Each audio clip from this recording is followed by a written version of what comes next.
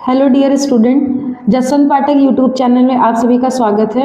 हम आपको यूपीएसआई मूल विधि के इम्पॉर्टेंट प्रश्न करवाने जा रहे हैं जो आपको अपने एग्जाम में देखने के लिए 100% मिलेंगे। आइए हम शुरू करते हैं। देखिए क्वेश्चन नंबर 1, भारतीय दंड संहिता प्रवृत्त हुई। इसका ऑप्शन हो जाएगा डी, सही उत्तर 1 जनवरी 1962 से। आइए हम इसका एक्सप्लेनेशन देखते हैं। भारतीय दंड संहिता 1 जनवरी 1862 को प्रवृत्त हुई, जो कि ब्रिटिश काल में सन 1862 में ही लागू हुई। इसके बाद समय समय पर संशोधन होते रहे, विशेषकर भारत के स्वतंत्र होने के बाद। पाकिस्तान और बांग्लादेश ने भी भारतीय दंड संहिता को ही लागू किया। लगभग इसी रूप में यह विधान तत्कालीन अन्य ब्रिटिश उपनिवेशों Burma, Sri Lanka, Malaysia, Singapore, Brunei आदि में लागू की गई। क्वेश्चन नंबर 2 देखते हैं। भारतीय दंड संहिता 1860 को अधिनियमित किया गया था। कब? 6 अक्टूबर 1860 को। नेक्स्ट क्वेश्चन देखते हैं। भारतीय दंड संहिता कहाँ लागू नहीं होगी? ये नहीं पूछा है कहाँ लागू हुई, कहाँ लागू नहीं होगी। तो कहाँ लागू नहीं होगी? जम्मू एंड कश्मीर में। तो ऑप्शन नंबर बी आपका सही उत्तर हो जाएगा। भारतीय दंड संहिता 1860 जम्मू कश्मीर राज्य को छोड़कर संपूर्ण भारत में लागू होता है। यानी केवल जम्मू कश्मीर में नहीं लागू होगा, बाकी आपके संपूर्ण भारत में लागू होगा, जो कि 31 अक्टूबर 2019 से भारतीय दंड संहिता संपूर्ण भारत में लागू है। आपको एग्जाम में 110% क्वेश्चन यहाँ से देखने को मिलेंगे। बहुत ही महत्वपूर्ण श्रृंखला है ये। आइए क्वेश्चन नंबर 4 देखते हैं। भारतीय दंड संहिता की धारा 1 किससे संबंधित है? नाम और उसके प्रवर्तन के विस्तार से, अपराध की परिभाषा से, दंड के प्रावधान से, या उपरोक्त में से कोई नहीं। तो ऑप्शन क्या सही हो जाएगा? ए, नाम और उसके प्रवर्तन के विस्तार से। नेक्स्ट क्वेश्चन देखते हैं। क्वेश्चन नंबर 5 कह रहा है भारतीय दंड संहिता में कुल धाराएं हैं। कितनी धारा हैं? धारा 511। भारतीय दंड संहिता में कुल 511 धाराएं हैं एवं 23 अध्याय हैं। इस संहिता को 6 अक्टूबर 1860 को अधिनियमित किया गया। नेक्स्ट क्वेश्चन देखते हैं। क्वेश्चन नंबर 6 भारतीय दंड संहिता वर्ष 1860 में लॉर्ड मैकाले द्वारा प्रारूपित संहिता का संशोधित संस्करण है। इनमें में से किन देशों की दंड संहिता उसी प्रारूप पर आधारित है? किस पर आधारित है? Singapore, Brunei, Sri Lanka. तो ऑप्शन नंबर क्या सही हो जाएगा? क्या ए, बी और सी तीनों पे, या केवल ए और बी में, या ए और सी में, या फिर बी और सी? तो आंसर क्या सही हो जाएगा? ए, बी और सी, यानी तीनों में, सिंगापुर में, ब्रुनेई में और श्रीलंका में। नेक्स्ट क्वेश्चन देखते हैं। क्वेश्चन नंबर 7 क्या कह रहा है? कह रहा है दंड संहिता के प्रारूपकर्ता थे।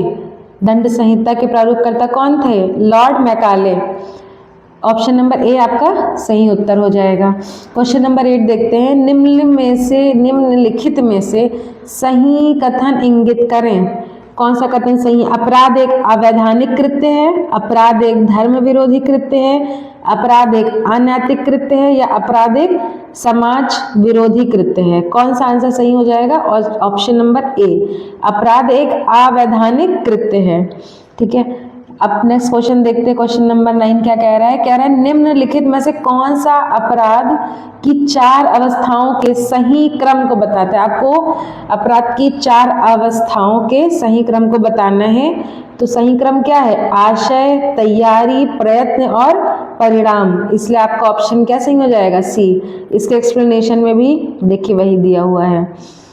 क्वेश्चन नंबर 10 देखते हैं। क्या रहा है कि एक्टस नॉन फैसेट्रियम निसी मीन सिट रेया का अर्थ क्या है? तो इसमें से क्या अर्थ होता है इसका? ऑप्शन नंबर ए आपका सही उत्तर हो जाएगा। इसका अर्थ क्या है? मात्र कार्य किसी को अपराधी नहीं बनाता है जब तक कि मन अपराधी ना हो। नेक्स्ट क्वेश्चन देखते हैं। कह रहा है कि अपराध के गठन के लिए निम्नलिखित में से किन तत्वों का होना अपरिहार्य है। तो क्या बता रहा है कि कोई कार्य या लोक का किया जाना, आपराधिक कार्य करने का आशय, वह कृत्य विधि द्वारा वर्जित तथा दंडनीय हो या उपरोक्त सभी। तो इसका आंसर क्या सही हो जाएगा, उपरोक्त सभी, यानी ये A B B C B, तो यानी ये तीनों सही हैं। क्वेश्चन नंबर 12 देखते हैं। कह रहा है निम्नलिखित में से कौन अपराध के आवश्यक तत्व हैं। मानव प्रणाली, दुराशय, आपराधिक कृत्य या हेतु। तो इसका आंसर क्या सही हो जाएगा, सी 1, 2 एंड 3। मानव प्रणाली, आपराधिक मनः स्थिति यानी दुराशय, कार्य या लोक और क्षति। देखिए ये दिया हुआ है, तो यानी ये चारों सही हैं। क्वेश्चन नंबर 13 देखते हैं। इनमें से कौन से अपराध के मूलभूत तत्व हैं। कौन से हैं, ए इंसान द्वारा किए गए आपराधिक इरादा, कोई अवैध कार्य या चूक, किसी अन्य व्यक्ति के शरीर, मन, प्रतिष्ठा या संपत्ति को चोट पहुंचाना। तो ये क्या है, आंसर क्या सही हो जाएगा, पी, क्यू, आर और एस सभी, यानी ये सभी चीज सही दिए हुए हैं जो कि अपराध के मूलभूत तत्व हैं। क्वेश्चन नंबर 14 देखते हैं। कह रहा है कि अपराध सिद्धांत हेतु क्या है। अपराध सिद्धांत का हेतु क्या है, समाज का हित है। क्वेश्चन नंबर 15 देखते हैं। कह रहा है भारतीय दंड संहिता में अपराधों का वर्गीकरण किस आधार पर किया गया है। तो किस आधार पर किया गया है, सांख्य के आधार पर किया गया है। देखिए एक्सप्लेनेशन में भी यही दिया है कि भारतीय दंड संहिता में अपराधों का वर्गीकरण सांख्य के आधार पर किया गया है। क्वेश्चन नंबर 16 देखते हैं। कह रहा है अपराध की संख्या के आधार पर सरकार ने अपराधों का वर्गीकरण निम्नलिखित में से किस आधार पर किया है। तो उपरोक्त सभी आधार पर किया गया है। कौन कौन से, व्यक्ति, संपत्ति और राज्य। नेक्स्ट क्वेश्चन देखते हैं। क्वेश्चन नंबर 17 कह रहा है निम्न में से दंड के किस सिद्धांत के अनुसार कठोर दंड अपराधी को पुनः अपराध न करने की सीख तो देता ही है, साथ ही वैसा अपराध करने की इच्छा रखने वाले अन्य व्यक्तियों को भी अपराध से विरत रहने की चेतावनी भी देता है। तो कौन सा उत्तर सही हो जाएगा आपका, बी प्रतिरोधात्मक सिद्धांत। इसके अनुसार कठोर दंड अपराधी को पुनः अपराध न करने की सीख तो देता है, साथ ही वैसा अपराध करने की इच्छा रखने वाले अन्य व्यक्तियों को भी अपराध से विरत रहने की चेतावनी देता है। ये आपका क्या आंसर सही हो जाएगा, प्रतिरोधात्मक सिद्धांत के बारे में बताया गया है। क्वेश्चन नंबर 18 देखते हैं। क्वेश्चन नंबर 18 में आपको सही मिलान करना है।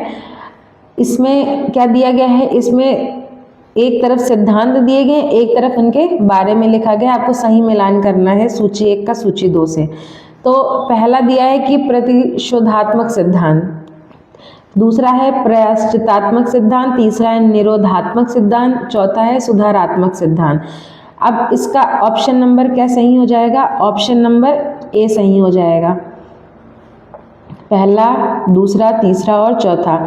तो ये कह रहा है कि जैसे प्रतिशोधात्मक सिद्धांत यानी आँख के बदले आँख और दांत के बदले दांत, ये इसके बारे में दिया गया है। प्रायश्चितात्मक सिद्धांत कारागार में कैदी के मन में अपने कुकृत्य के प्रति पश्चाताप और आत्मग्लानि की भावना उत्पन्न होती है। निरोधात्मक सिद्धांत, मृत्यु दंड का प्रभाव केवल यह नहीं होता है कि अन्य अपराधी भय के कारण अपराध से विरत रहेंगे, बल्कि उससे एक अपराधी समाज में कम हो जाएगा। दंड संहिता की सफलता के लिए अपराधी के भविष्य को ध्यान में रखा जाना चाहिए। ये सब एकदम सही सम्मिलित हैं। ए का फर्स्ट, बी का सेकेंड, सी का थर्ड, डी का फोर्थ। नेक्स्ट क्वेश्चन देखते हैं। क्वेश्चन नंबर 19, इसमें भी सही मिलान करना है आपको। कह रहा है कि निम्न पर विचार कीजिए, प्रतिरोधात्मक सिद्धांत, प्रतिशोधात्मक सिद्धांत, प्रायश्चितात्मक सिद्धांत, निरोधात्मक सिद्धांत या सुधारात्मक सिद्धांत। कह रहा है उपरोक्त में दंड के सिद्धांत हैं, दंड के कौन कौन से सिद्धांत हैं। ये ऑप्शन नंबर डी सही हो जाएगा, यानी कि पहला भी है, दूसरा, तीसरा, चौथा, पांचवा, ये पांचों क्या हैं, दंड के सिद्धांत हैं। नेक्स्ट क्वेश्चन देखते हैं, क्वेश्चन नंबर 20 कह रहा है कि निम्न कथनों पर विचार कीजिए। अपराध में समाज में अपराधी के प्रति प्रतिकर की भावना और क्षोभ उत्पन्न होता है। आपराधिक न्याय द्वारा अपराधी को दंडित करके क्षोभ को शांत किया जा सकता है। दंड स्वयं ही अपने आप में एक उद्देश्य है। तो कह रहे हैं कि उपरोक्त में से प्रतिशोधात्मक सिद्धांत आधारित है। तो प्रतिशोधात्मक सिद्धांत किस पर आधारित है? ऑप्शन नंबर डी आपका सही हो जाएगा। यानी ये जो फर्स्ट पॉइंट में बात कही गई है, जो सेकंड पॉइंट में बात कही गई है, जो थर्ड पॉइंट में बात कही गई है, ये तीनों सिद्धांत ये जो बताया गया है ये किसके लिए बताया गया है? प्रतिशोधात्मक सिद्धांत पर आधारित है ना। तो आपका ऑप्शन नंबर डी सही हो जाएगा। नेक्स्ट क्वेश्चन देखते हैं, क्वेश्चन नंबर 21 क्या कह रहा है? कह रहा है प्रायश्चित की भावना प्रतिकर के भावना के समान है। ये कथन किस विद्वान का है? तो ये कथन किसका है? सामंड का, है ना। कि क्या कहते हैं कि प्रायश्चित की भावना प्रतिकर के भावना के समान है। नेक्स्ट क्वेश्चन देखते हैं, क्वेश्चन नंबर 22 कह रहा है कि सत्य कथन चुनिए। अब देखिए किसी सिद्धांत के बारे में बताया है, किसके? कह रहा है कि प्रायश्चित सिद्धांत प्रतिकारी सिद्धांत का ही एक भाग है। सजा कष्ट को पाप के साथ समायोजित करने के लिए होना चाहिए। सजा दोष की मात्रा के समानुपात में होनी चाहिए, या उपरोक्त सभी कथन सत्य हैं। तो आपका ऑप्शन क्या सही हो जाएगा? डी, यानी उपरोक्त सभी कथन सत्य हैं। अब यानी कि ये प्रायश्चित सिद्धांत के बारे में बताया गया है, तो ये जो तीनों पॉइंट दिए गए हैं ए, बी और सी, यानी ये तीनों पॉइंट सही हैं, इसीलिए आपका ऑप्शन डी सही हो जाएगा। ये सब किसके आधार है? प्रायश्चित सिद्धांत के। क्वेश्चन नंबर 23 देखते हैं। आप लोग को अगर पसंद आए तो आप अपने फ्रेंड्स के भी साथ शेयर करिए। 23 क्वेश्चन देखते हैं। निम्नलिखित में से किस सिद्धांत में अपराधी को ज्ञान रहता है कि यह विधि का उल्लंघन करेगा तो उसे दंडित किया जाएगा? तो ये भय प्रतिकारी सिद्धांत का आधार है। तो इसके अनुसार अपराधी को ज्ञात होता है कि यह विधि का उल्लंघन करेगा तो उसे दंडित किया जाएगा। तो ऑप्शन ए आपका सही उत्तर हो गया। नेक्स्ट क्वेश्चन देखते हैं, क्वेश्चन नंबर 24 कह रहा है कि निम्नलिखित में से किस अपराध के सिद्धांत को बल मिलेगा कि जब पीड़ित व्यक्ति को नुकसान कारित करने वाले व्यक्ति के विरुद्ध बदला लेने का हक प्रदान किया गया है? तो ये किसका आधार है? प्रतिकारी सिद्धांत का, जिसके बारे में बताया गया है कि प्रतिकारी सिद्धांत में अपराध को बल मिला कि जब पीड़ित व्यक्ति को नुकसान कारित करने वाले व्यक्ति के विरुद्ध बदला लेने का हक प्रदान किया गया है। मतलब जो लाइन क्वेश्चन में है वही लाइन इन्होंने एक्सप्लेन कर दिया है अपने। अब नेक्स्ट देखते हैं, क्वेश्चन नंबर 25 कह रहा है कि प्रतिकर का अर्थ मूल रूप से यह है कि दोष करने वाले किए गए दोष के कारण दंड पाते हैं। यह कथन किसका है? तो यह कथन भी किसका है? सामंड का है। ऑप्शन नंबर सी इसका सही उत्तर हो जाएगा। नेक्स्ट क्वेश्चन 26 कह रहा है कि निम्नलिखित में कौन अपराध दंड का सिद्धांत है? तो उपरोक्त सभी, यानी भय प्रतिकारी सिद्धांत, सुधारात्मक सिद्धांत, निवारक सिद्धांत, और ऐसे आपने 5 सिद्धांत पढ़े थे ना, तो इसमें जैसे 3 ऑप्शन दिया है तो यानी उपरोक्त सभी हो जाएगा, कह रहे हैं। ठीक है, अब क्वेश्चन नंबर 27 देखते हैं। कह रहा है कि निम्नलिखित में से किस सिद्धांत का आदर्श वाक्य है? यानी कि ये जो दंड सिद्धांत दिए गए थे इसमें में से एक वाक्य ले लिया गया है, पूछा है कि ये किस सिद्धांत का है। तो क्या कह रहा है कि आंख के लिए आंख और दांत के लिए दांत, तो ये किसका है? प्रतिकारी या प्रतिशोधात्मक सिद्धांत का आदर्श वाक्य है, इसलिए आपका ऑप्शन नंबर ए बिल्कुल सही उत्तर। नेक्स्ट क्वेश्चन देखते हैं, क्वेश्चन नंबर 28 कह रहा है कि प्रायश्चित सिद्धांत निम्नलिखित में से किसका एक भाग है? तो ऑप्शन नंबर सी आपका सही हो जाएगा, प्रतिकारी सिद्धांत का। जैसे क्या कह रहे हैं कि भयकारी सिद्धांत, सिद्धांतकारी सिद्धांत, निवारक सिद्धांत, ये तीनों अलग अलग सिद्धांत हैं। ठीक, अब क्वेश्चन नंबर 29 देखते हैं क्या कह रहा है। कह रहा है कि निम्नलिखित में किसी सिद्धांत के अंतर्गत अपराधी के साथ साथ अन्य व्यक्तियों के मस्तिष्क में भी भय की धारणा को महत्व दिया जाता है। तो किस सिद्धांत के अनुसार? भय प्रतिकारी सिद्धांत, की प्रतिकारी, की निरोध, की सुधारात्मक। तो ऑप्शन नंबर ए आपका सही उत्तर हो जाएगा, भय प्रतिकारी सिद्धांत। नेक्स्ट क्वेश्चन देखते, क्वेश्चन नंबर 30 क्या कह रहा है कि निम्नलिखित में से किस सिद्धांत के अनुसार अपराधी पर सजा अधिरोपित किया जाना इसलिए आवश्यक है ताकि वह पुनः अपराध कारित करने की स्थिति में ना रहे? कौन सा? निवारक सिद्धांत। अब नेक्स्ट क्वेश्चन देखते हैं, क्वेश्चन नंबर 31 क्या कह रहा है?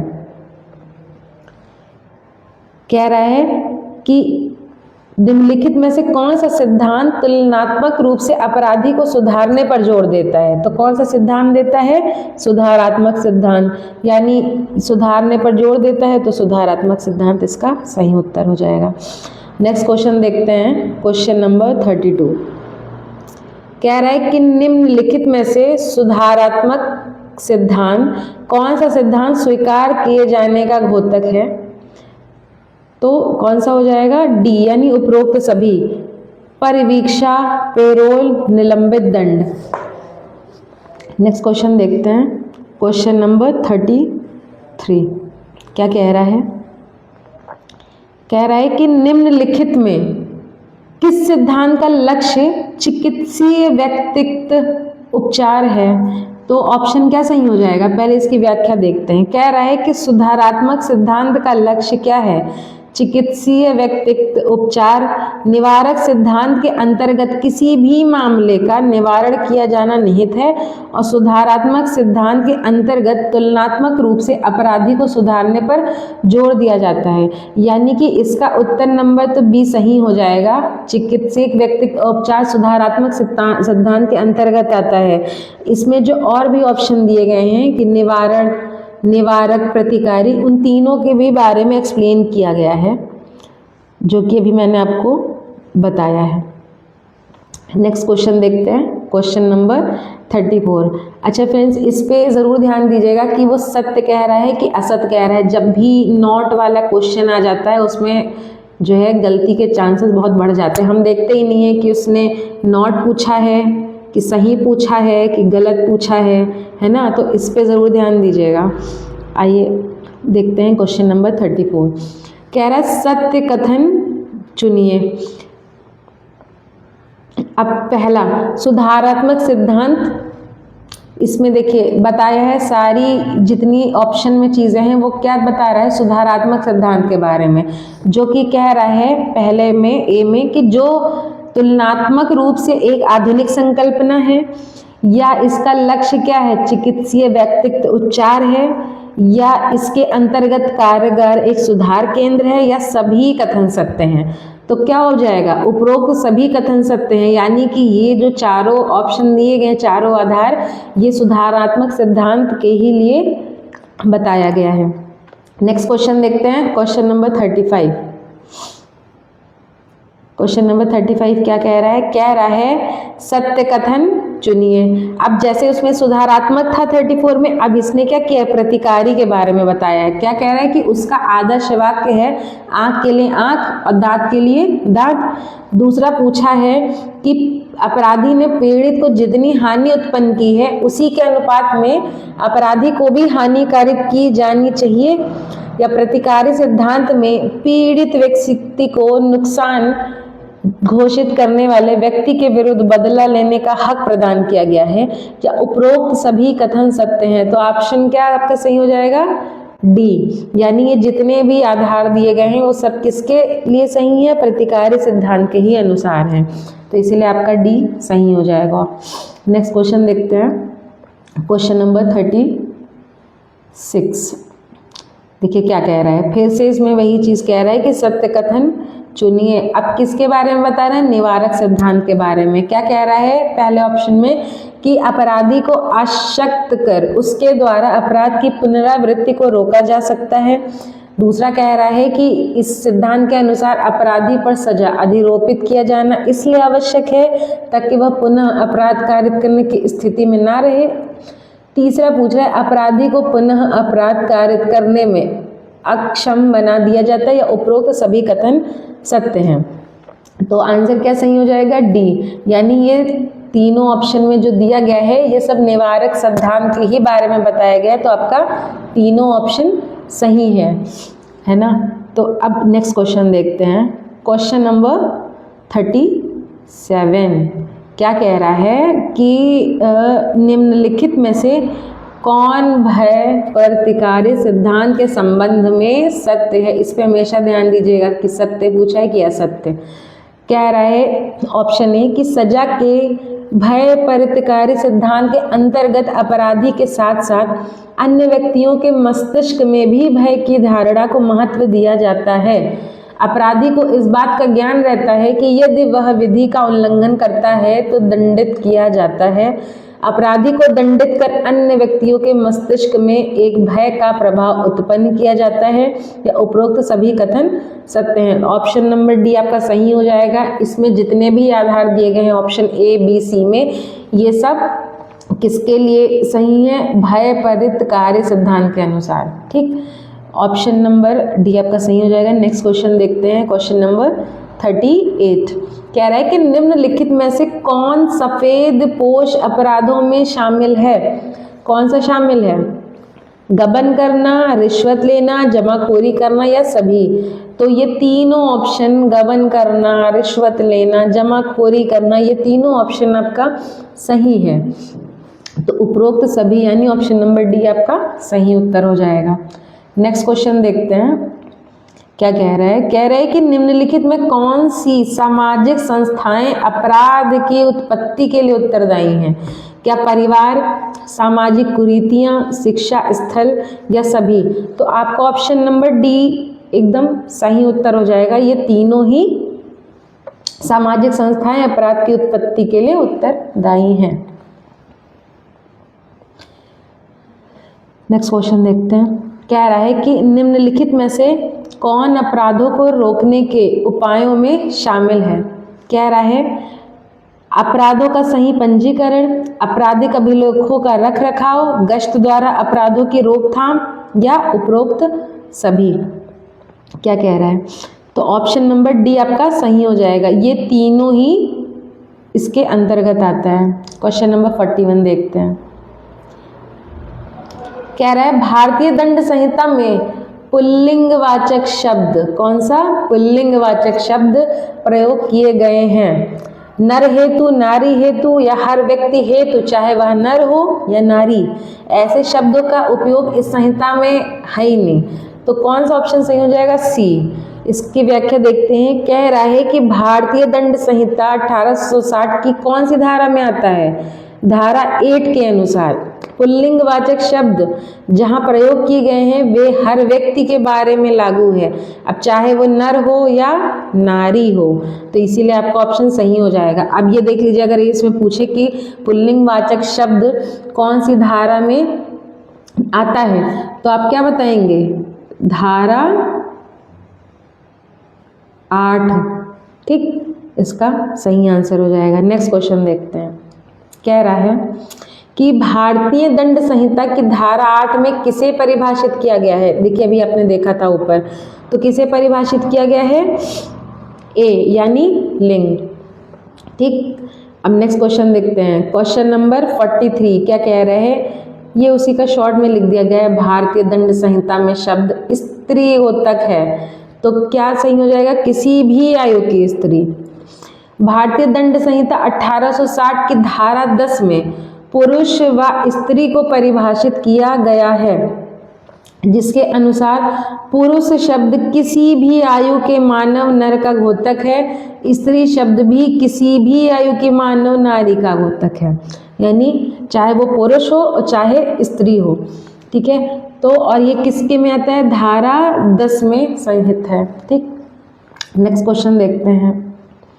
देखिए फिर वही पूछा है। कह रहा है कि पुरुष शब्द को बताया गया है, कौन सी धारा में बताया गया है? धारा 10 में, यानी ऑप्शन ए इसका सही उत्तर हो जाएगा। अब देखिए पूछा है, कह रहा है कि भारत शब्द को परिभाषित किया गया है। कौन सा शब्द? भारत शब्द को परिभाषित किया गया है कौन सी धारा में? 18 में। तो अब देखिए इसमें और भी ऑप्शन है, देख लीजिए। जैसे धारा 10 है, धारा 20, धारा 21। तो क्या करें, जैसे जब धारा 10 पूछे तो पुरुष और स्त्री यानी वही लिंग वाला, धारा 20 पूछे तो न्यायालय, और धारा 21 पूछे तो लोक सेवक से संबंधित है। तीनों में से कोई भी पूछ ले, उसका एक्सप्लेनेशन में ये दिया गया है 10, 20 और 21। नेक्स्ट क्वेश्चन देखते हैं, क्वेश्चन नंबर 46 क्या कह रहा है। हाँ, ये अभी देखा था ना, ये हाँ ये पूछ रहा है कि लोक सेवक शब्द की परिभाषा भारतीय दंड संहिता 1860 के कौन सी धारा के तहत की गई है। अभी आपने पीछे पढ़ा था ना, नेक्स्ट क्वेश्चन, पिछले क्वेश्चन में 45 में, कौन से में की गई है, धारा 21 के अंतर्गत आती है। अब धारा 17 में देख लीजिए सरकार, धारा 24 में बेईमानी से, और धारा 32 में कार्यों का निर्देश करने वाले शब्दों के अंतर्गत अवैध लोग। ठीक, नेक्स्ट क्वेश्चन देखते हैं क्या कह रहे हैं। फ्रेंड्स हम 5 मिनट का बस ब्रेक लेते हैं, फिर से आके इसको हम फिर आगे कंटिन्यू करते हैं।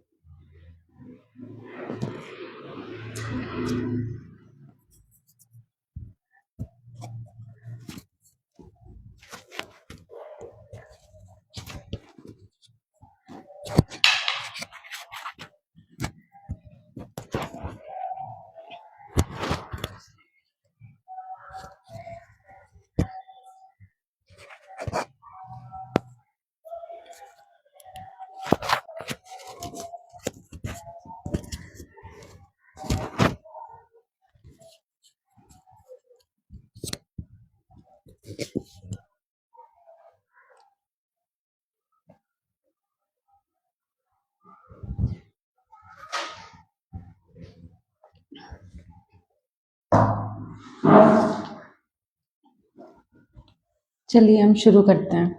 क्वेश्चन नंबर 47 क्या कह रहा है? कह रहा है कि भारतीय दंड संहिता की धारा 24, कौन सी धारा? 24 के अनुसार यदि कोई व्यक्ति किसी एक व्यक्ति को गलत तरीके से लाभ पहुंचाने या किसी अन्य व्यक्ति को गलत तरीके से हानि पहुंचाने के इरादे से कुछ भी करता है तो उसे किस इरादे से करना कहा जाता है?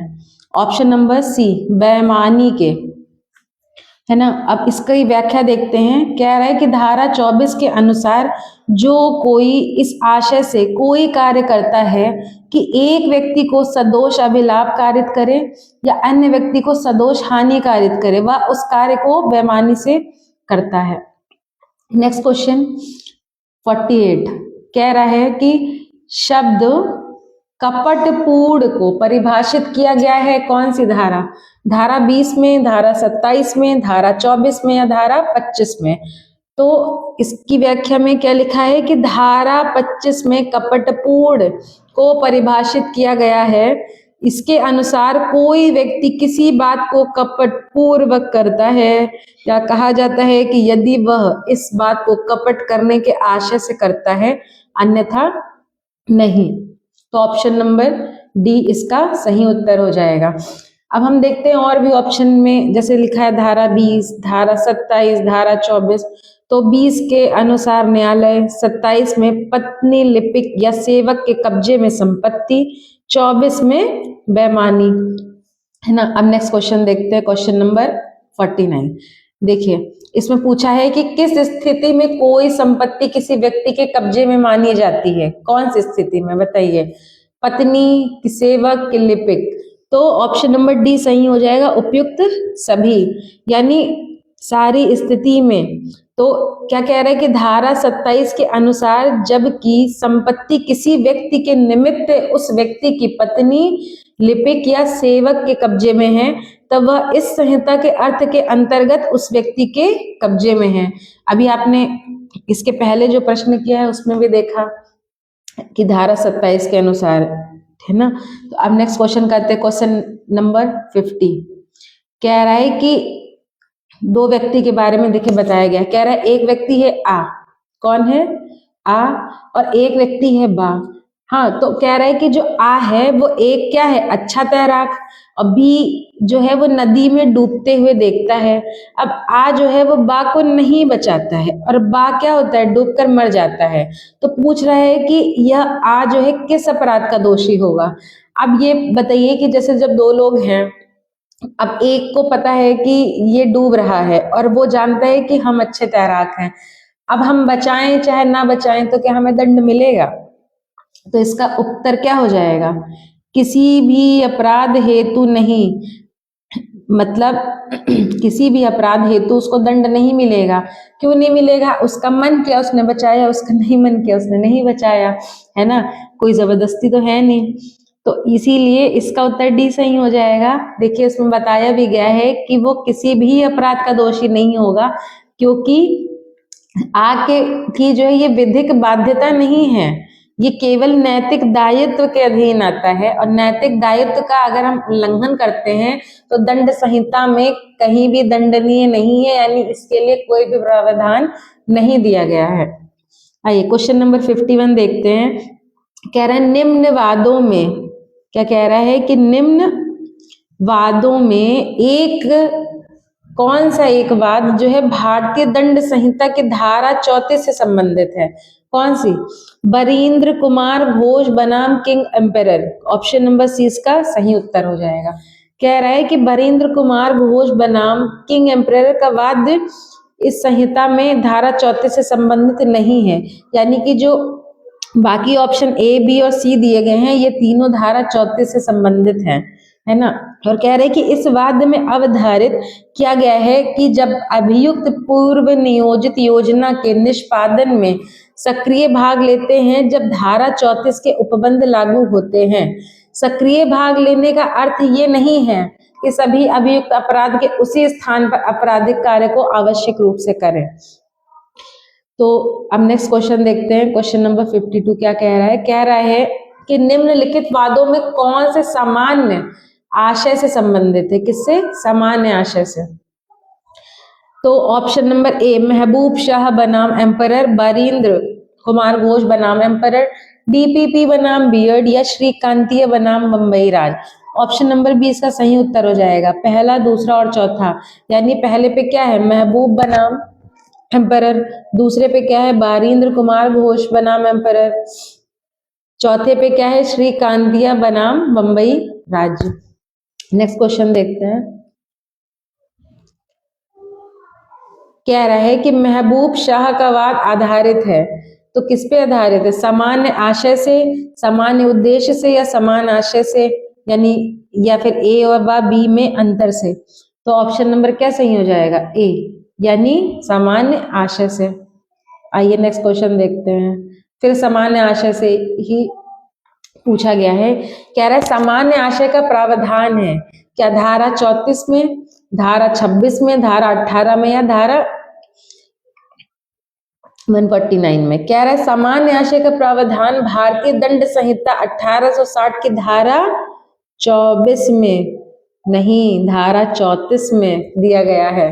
धारा 34 के अनुसार जब कोई आपराधिक कार्य कई व्यक्तियों द्वारा अपने सामान्य आशय को अग्रसर में यानी किया जाता है, तो ऐसे व्यक्तियों में हर व्यक्ति उस कार्य के लिए उसी प्रकार दायित्व के अधीन है मानो वह कार्य अकेले उसी ने किया हो।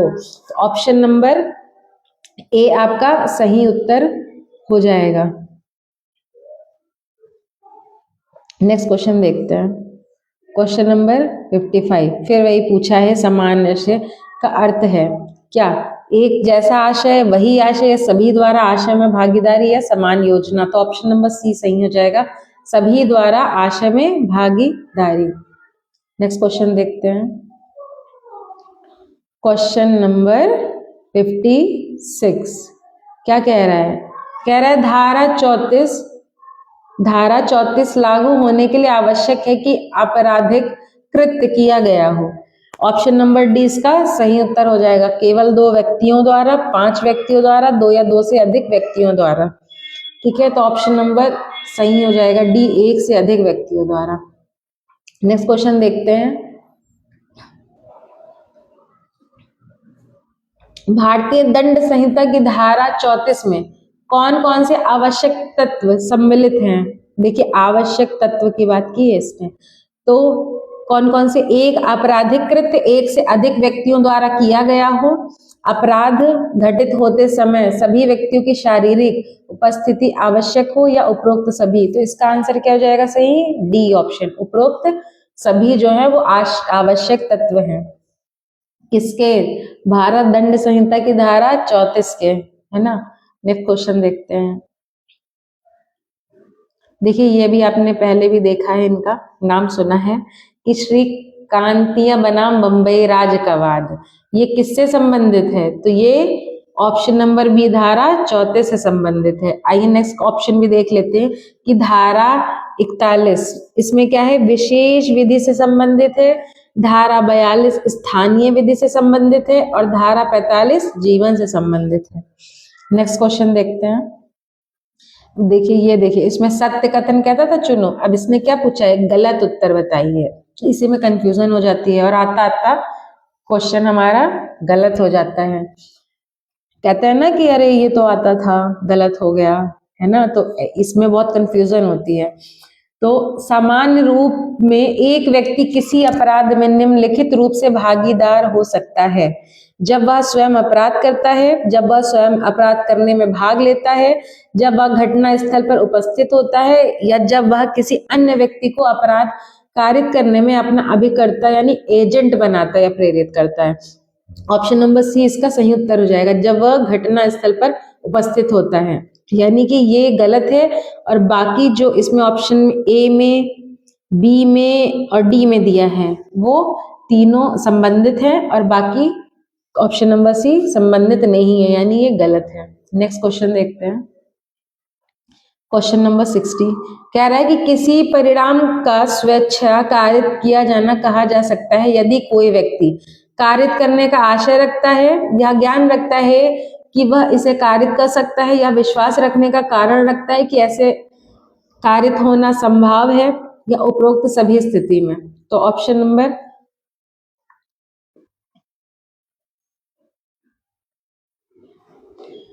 नंबर डी इसका सही उत्तर हो जाएगा, उपरोक्त सभी स्थिति में। नेक्स्ट क्वेश्चन देखते हैं क्या कह रहा है। कह रहा है कि सद्भाव है, यानी सद्भाव है कौन सी धारा में? धारा 52, धारा 52, धारा 55 या धारा 51? तो धारा 52 के अंतर्गत ये आता है। कौन सी धारा के अंतर्गत? धारा 52 के अंतर्गत सद्भाव को परिभाषित किया गया है। और क्या कहते हैं कि धारा 52 के अनुसार अगर कोई भी बात सद्भावपूर्ण की गई है या विश्वास की गई नहीं कही जाती तो सम्यक सर्तत्वकता और ध्यान के बिना की गई या विश्वास की गई हो, ये कौन से धारा के अंतर्गत रहता है? धारा 52 के अंतर्गत। नेक्स्ट क्वेश्चन देखते हैं।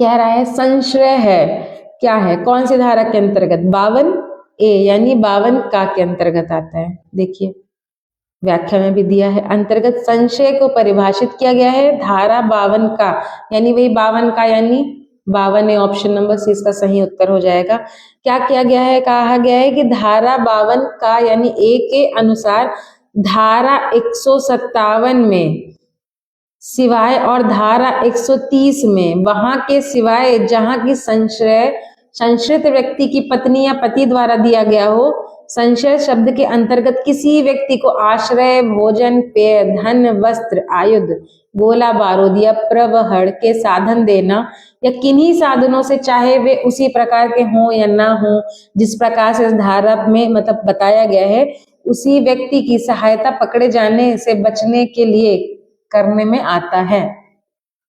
नेक्स्ट क्वेश्चन देखते हैं, क्वेश्चन नंबर 63। कह रहा है धारा 53 में कौन से दंड को निरस्त कर दिया गया है? कौन से दंड को? आजीवन पर्यवसान को। धारा 53 में आजीवन पर्यवसान को 1949 के अधिनियम संख्या 17 की धारा 2 द्वारा निरस्त कर दिया गया है। वर्तमान में 5 प्रकार के दंड का उल्लेख है। कौन कौन से दंड? मृत्युदंड, आजीवन कारावास। कारावास जो 2 भांति का है, एक पहला है कठिन यानी श्रम के साथ और दूसरा है सादा। नेक्स्ट क्वेश्चन आइए देखते हैं क्या कह रहा है। भारतीय दंड संहिता के तहत कितने प्रकार के दंड की व्यवस्था की गई है? अभी आपने पढ़ा है ना 5 दंड की। तो कौन सा? अब जैसे इसमें ऑप्शन में कहीं भी 5 नहीं दिया गया, इसीलिए यहाँ पे स्टार मार्क कर दिया गया है ना। तो इसका आंसर क्या हो जाएगा? 5। ठीक है, नेक्स्ट क्वेश्चन देखते हैं। कह रहा है अपराध दंड के सिद्धांत की संख्या कितनी है? देखिए ऑप्शन नंबर ए में दिया है 5, है ना, तो ये सही हो जाएगा। नेक्स्ट क्वेश्चन देखते हैं।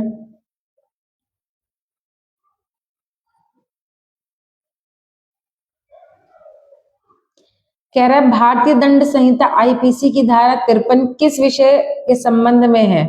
तो क्या आपराधिक साजिश, बहकाव, सामान्य अपवाद या दंड? किससे संबंधित है? दंड से। ऑप्शन नंबर डी इसका सही आंसर है। क्वेश्चन नंबर 61 देखते हैं। कह रहा है भारतीय दंड संहिता के किस अनुभाग में यह कहा गया है कि सजा की शर्तों के अंश में जीवन के लिए कारावास को 20 साल के लिए कारावास के बराबर माना जाएगा? ऑप्शन नंबर इसका सही आंसर है धारा 57। नेक्स्ट क्वेश्चन देखते हैं, क्वेश्चन नंबर 68। कह रहा है आजीवन कारावास का अर्थ है, इसकी व्याख्या देखते। कहते हैं संपूर्ण अवशेष जीवन तक, अर्थात जब तक जीवन पूर्ण रूप से समाप्त न हो जाए तब तक के लिए कारावास को ही आजीवन कारावास कहते हैं। ये बता रहा है गोपाल विनायक गोडसे बनाम राज्य का केस था। उसके बाद में ही उच्चतम न्यायालय ने कहा कि आजीवन कारावास का अर्थ दोषी व्यक्ति के जीवन पर्यंत तक का कारावास, ना कि उससे ज्यादा ना उससे कम, उससे ज्यादा हो ही नहीं सकता। चूंकि प्रत्येक व्यक्ति के जीवन की अवधि क्या है? अनिश्चित है, इसीलिए आजीवन कारावास एक निश्चित अवधि का कारावास नहीं है। नेक्स्ट क्वेश्चन देखते हैं, क्वेश्चन नंबर 69 क्या कह रहा है। हाँ, कह रहा है कि अपराध जो केवल जुर्माने से दंडनीय है, जुर्माना ना होने पर कारावास हो सकेगा।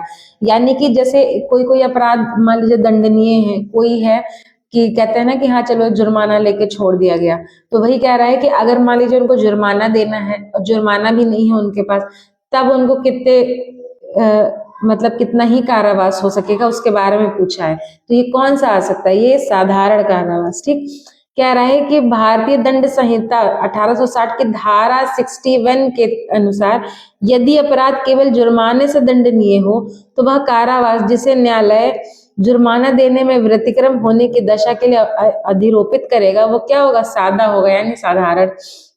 जैसे कि जुर्माना 50 रुपए है तो 2 मास, जुर्माना 100 रुपए है तो 4 मास, और अगर किसी अन्य दशा में तो वो 6 मास से अनधिक कोई अवधि नहीं, मतलब 6 मास तक या उससे कम।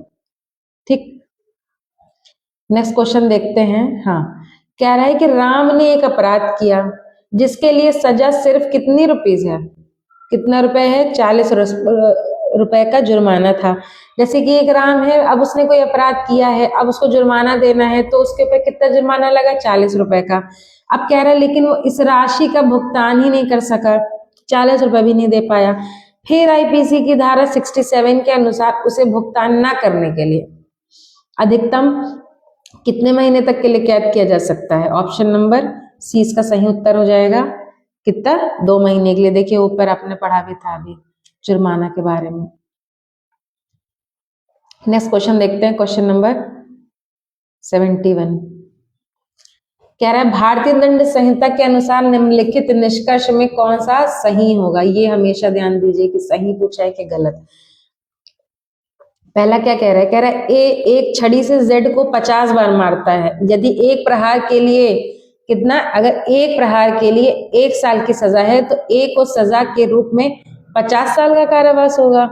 बी ऑप्शन कह रहा है कि ए जो है वो जेड को मार रहा है, तो वाई क्या करता है? हस्तक्षेप करता है, और ए जानबूझकर वाई को भी मारता है। तो कह रहा है कि ए जो है वो जेड को क्या स्वेच्छा से चोट पहुंचाने के लिए एक सजा के लिए और वाई को मारने के लिए एक अन्य सजा के लिए उत्तरदायी है, तो ऑप्शन क्या सही हो जाएगा? सी, यानी इसमें जो दूसरा नंबर है बस यही एक आपका सही उत्तर है। नेक्स्ट देखते हैं।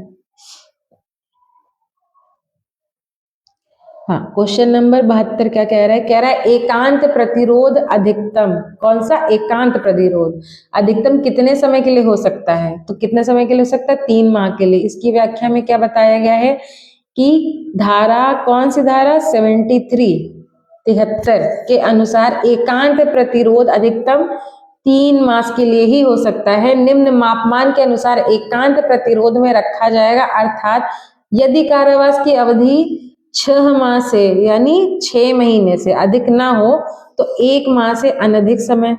दूसरा, यदि कारावास की अवधि 6 माह से अधिक हो और 1 वर्ष से अधिक ना हो तो 2 मास से अनधिक समय, और अगर कारावास अवधि 1 वर्ष से अधिक हो तो 3 माह से अनधिक समय लगेगा। नेक्स्ट क्वेश्चन देखते हैं, क्वेश्चन नंबर 73। कह रहा है पूर्व दोष सिद्ध व्यक्ति के लिए वर्धित दंड का प्रावधान किस धारा में किया गया है? ऑप्शन नंबर बी, धारा 75। धारा 75 भारतीय दंड संहिता। तो क्या बताया गया है कि पूर्व दोष सिद्ध व्यक्ति के लिए एक वर्धित दंड भारतीय दंड संहिता 1860 की धारा 75 में प्रावधान किया गया है। धारा 57 में, अब ये देखिए जो तीनों और ऑप्शन दिए ना, धारा 57, धारा 65, इनके बारे में भी बताया गया है कि धारा 57 में दंड विधियों को भिन्नों की गणना करने में आजीवन कारावास को 20 वर्ष के कारावास के तुल्य गिना जाएगा, और धारा 65 में कारावास और जुर्माना दोनों आदिष्ट किए जा सकते हैं जब तब जुर्माना न देने पर कारावास की अवधि से संबंधित है। नेक्स्ट क्वेश्चन देख लेते हैं, क्वेश्चन नंबर 74। हाँ, क्या कह रहा है कि यदि किसी व्यक्ति का कृत्य सामान्य अपवाद के अंतर्गत आता है तो उसे कितना दंड दिया जा सकता है? कितना दंड दिया जा सकता है उसको, बताइए। कोई दंड नहीं, उस अपराध के लिए विहित दंड का आधा, या उस अपराध के लिए विहित दंड का चौथाई, या न्यायालय के स्वविवेक पर निर्भर है। क्या हो जाएगा आंसर इसका? Option number A. कौन सा? ऑप्शन नंबर ए सही हो जाएगा, कोई दंड नहीं। देखिए इसकी व्याख्या देखते हैं। ये दिया है ना कि यदि किसी व्यक्ति का कृत्य सामान्य अपवाद के अंतर्गत आता है तो उसे कोई दंड नहीं दिया जा सकता है। ठीक, ये धारा 76 से लेके 106 तक में दिया गया है। कौन से अध्याय में? अध्याय 4 में। नेक्स्ट क्वेश्चन देखते हैं। बचाव के लिए भूल होनी चाहिए कैसी? केवल विधि से, केवल तथ्य से, विधि या तथ्य से, या चाहे तथ्य या विधि से? तो किससे? केवल तथ्य से। ऑप्शन नंबर कौन सा? बी आपका सही उत्तर है। क्वेश्चन नंबर 76 देखते हैं क्या कह रहा है। कह रहे हैं न्यायालय के निर्णय आदेश के अनुसरण में किया गया अपराध नहीं है। धारा 85, धारा 86, बताइए कौन सा नहीं है? भारतीय दंड संहिता 1860 की धारा 78 के अंतर्गत न्यायालय के निर्णय या आदेश के अनुसरण में किया गया कार्य अपराध नहीं है। ऑप्शन नंबर कौन सा? सी आपका सही उत्तर हो जाएगा। देखिए इसमें और जो ऑप्शन है धारा 85 और ये सब इसमें बताया गया है। ठीक है, नेक्स्ट क्वेश्चन देखते हैं। कह रहा है भारतीय दंड संहिता की कौन सी धारा यह कहती है कि कोई बात अपराध नहीं है जो दुर्घटना या दुर्भाग्य से घटित होता है? तो कौन सी धारा में कहा गया है? धारा 80 के अनुसार। नेक्स्ट क्वेश्चन देखते हैं। कौन सा वाद आवश्यकता के आधार पर प्रतिरक्षा से संबंधित है? आंसर देखते हैं इसका, क्या हो जाएगा? बी। आर बनाम डडले एवं स्टीफन, इसकी व्याख्या देख लेते हैं। आर बनाम डडले एवं स्टीफन का वाद आवश्यकता के आधार पर प्रतिरक्षा से संबंधित है। डीपीपी बनाम बीएड का वाद अस्वैच्छिक मतता से संबंधित है। वासुदेव बनाम पेप्सू राज्य का वाद स्वैच्छिक मतता से संबंधित है। और नानक चंद्र बनाम पंजाब राज्य का वाद सामान्य उद्देश्य से संबंधित है। नेक्स्ट क्वेश्चन देखते हैं। कह रहा है आपराधिक दायित्व से उन्मुक्ति के लिए बच्चे की आयु कितनी होनी चाहिए? तो 7 वर्ष से कम। नेक्स्ट क्वेश्चन देखते हैं। कह रहा है ऑप्शन नंबर कौन सा सही हो जाएगा? बी। हाँ, नेक्स्ट क्वेश्चन देखते हैं। 80 नंबर क्या कह रहा है? भारतीय दंड संहिता की धारा 42 नहीं, धारा 82 के अंतर्गत आयु सीमा क्या निर्धारित की गई है? 7 वर्ष, जो अभी पहले पूछा था सवाल में वही। नेक्स्ट क्वेश्चन, क्वेश्चन नंबर 81 क्या कह रहा है? बच्चे के द्वारा किया गया कोई कृत्य अपराध नहीं है यदि वह बच्चा कितने साल का हो? 7 वर्ष से कम आयु का हो। नेक्स्ट क्वेश्चन देखते हैं। क्वेश्चन नंबर 82 क्या कह रहा है? हाँ, कह रहा है डाली एम्बोक्सिया को बताती है कौन सी धारा? धारा 82 क्या बताती है? कहती है धारा 82 के अनुसार कोई बात अपराध नहीं है जो 7 वर्ष से कम आयु के शिशु द्वारा की जाती है। यानी कि जो 7 वर्ष से कम आयु के जो होते हैं ना बच्चे, तो उन्हीं के लिए ये जो है टर्म यूज किया गया है, डाली एम्बोक्सिया। ठीक, नेक्स्ट क्वेश्चन देखते, क्वेश्चन नंबर 83 कह रहा है भारतीय दंड संहिता 1860 में ना समझ गुड़िया को आपराधिक दायित्व से छूट निम्न किस धारा में प्राप्त है? तो फिर धारा 82 में। तो यानी कि ये भी तो शिशु ही है, इसीलिए। नेक्स्ट क्वेश्चन देखते हैं क्या कह रहा है। हाँ, कह रहा है भारतीय दंड संहिता के अनुसार ऐसा कार्य जो अपराध है उस कार्य को करने के बाद भी अपराधी को निर्दोष समझा जाएगा। 0 से 7 वर्ष तक के शिशु विकृत चित्त व्यक्ति द्वारा या 7 से 12 वर्ष तक के अपरिपक्व शिशु, यानी कौन सा ऑप्शन सही हो जाएगा? या उपरोक्त सभी? आइए उत्तर देखते हैं। इसका उत्तर क्या है? डी, यानी उपरोक्त सभी। Option number D. Next question देखते हैं।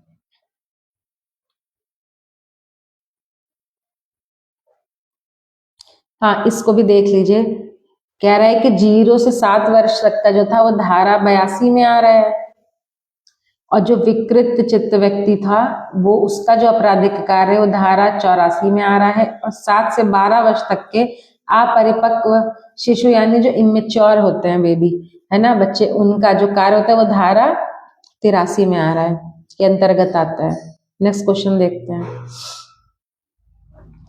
कह रहा है कि एक 6 वर्षीय बालक खा के घर में चोरी करते हुए पकड़ा जाता है, और क्या उसे इस चोरी के आरोप में दंडित किया जा सकता है? धारा सहित उत्तर दीजिए। तो आप बताइए किया जा सकता है कि नहीं। अभी आपने क्या पढ़ा था कि धारा 82 भारतीय दंड संहिता के अनुसार दंडित नहीं किया जा सकता है। कितने वर्ष की बताई गई थी लिमिट? 7 वर्ष की। तो ये कितने वर्ष का है? 6 ही वर्ष का है, तो इसे भी दंडित नहीं किया जाएगा। इसीलिए ऑप्शन नंबर सी इसका सही उत्तर हो जाएगा। नेक्स्ट क्वेश्चन देखते हैं। क्वेश्चन नंबर 86 क्या कह रहा है? हाँ, क्वेश्चन नंबर 86 यानी क्वेश्चन नंबर 86 क्या कह रहा है?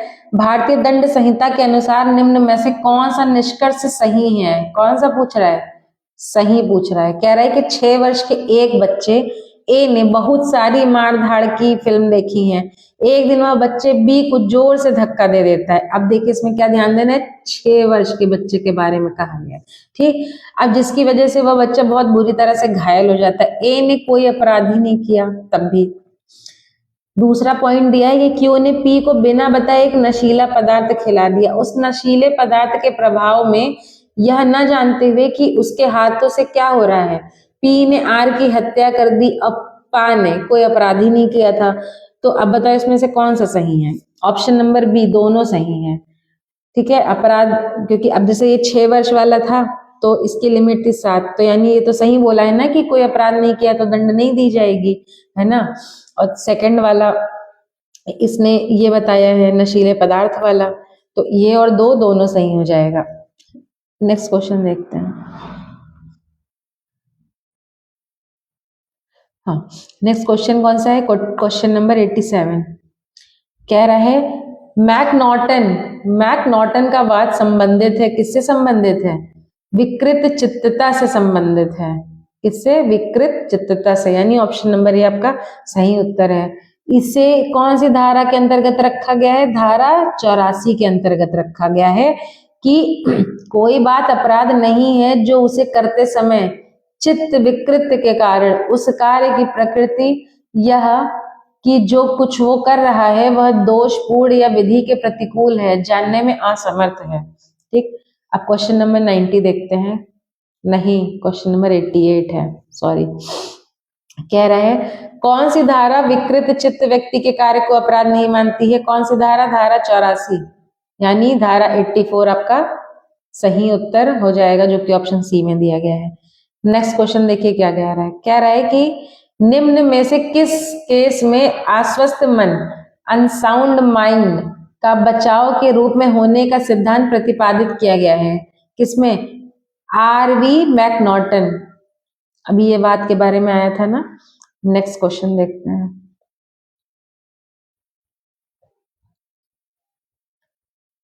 अनैच्छिक मतता बताती है। अब अनैच्छिक मतता कौन सी धारा के अंतर्गत है? धारा 85 यानी 85 के अंतर्गत आती है। ऑप्शन नंबर 20 का सही उत्तर हो जाएगा। क्वेश्चन नंबर 91 देखते हैं। कह रहा है एक मत व्यक्ति को बचाव का लाभ प्राप्त होता है जब वह 7 वर्ष से कम हो, या जब वह वयस्क हो, या जब वो स्वैच्छिक मतता हो, या जब अनैच्छिक मतता हो। ऑप्शन नंबर डी इसका सही उत्तर हो जाएगा, जब अनैच्छिक मतता हो।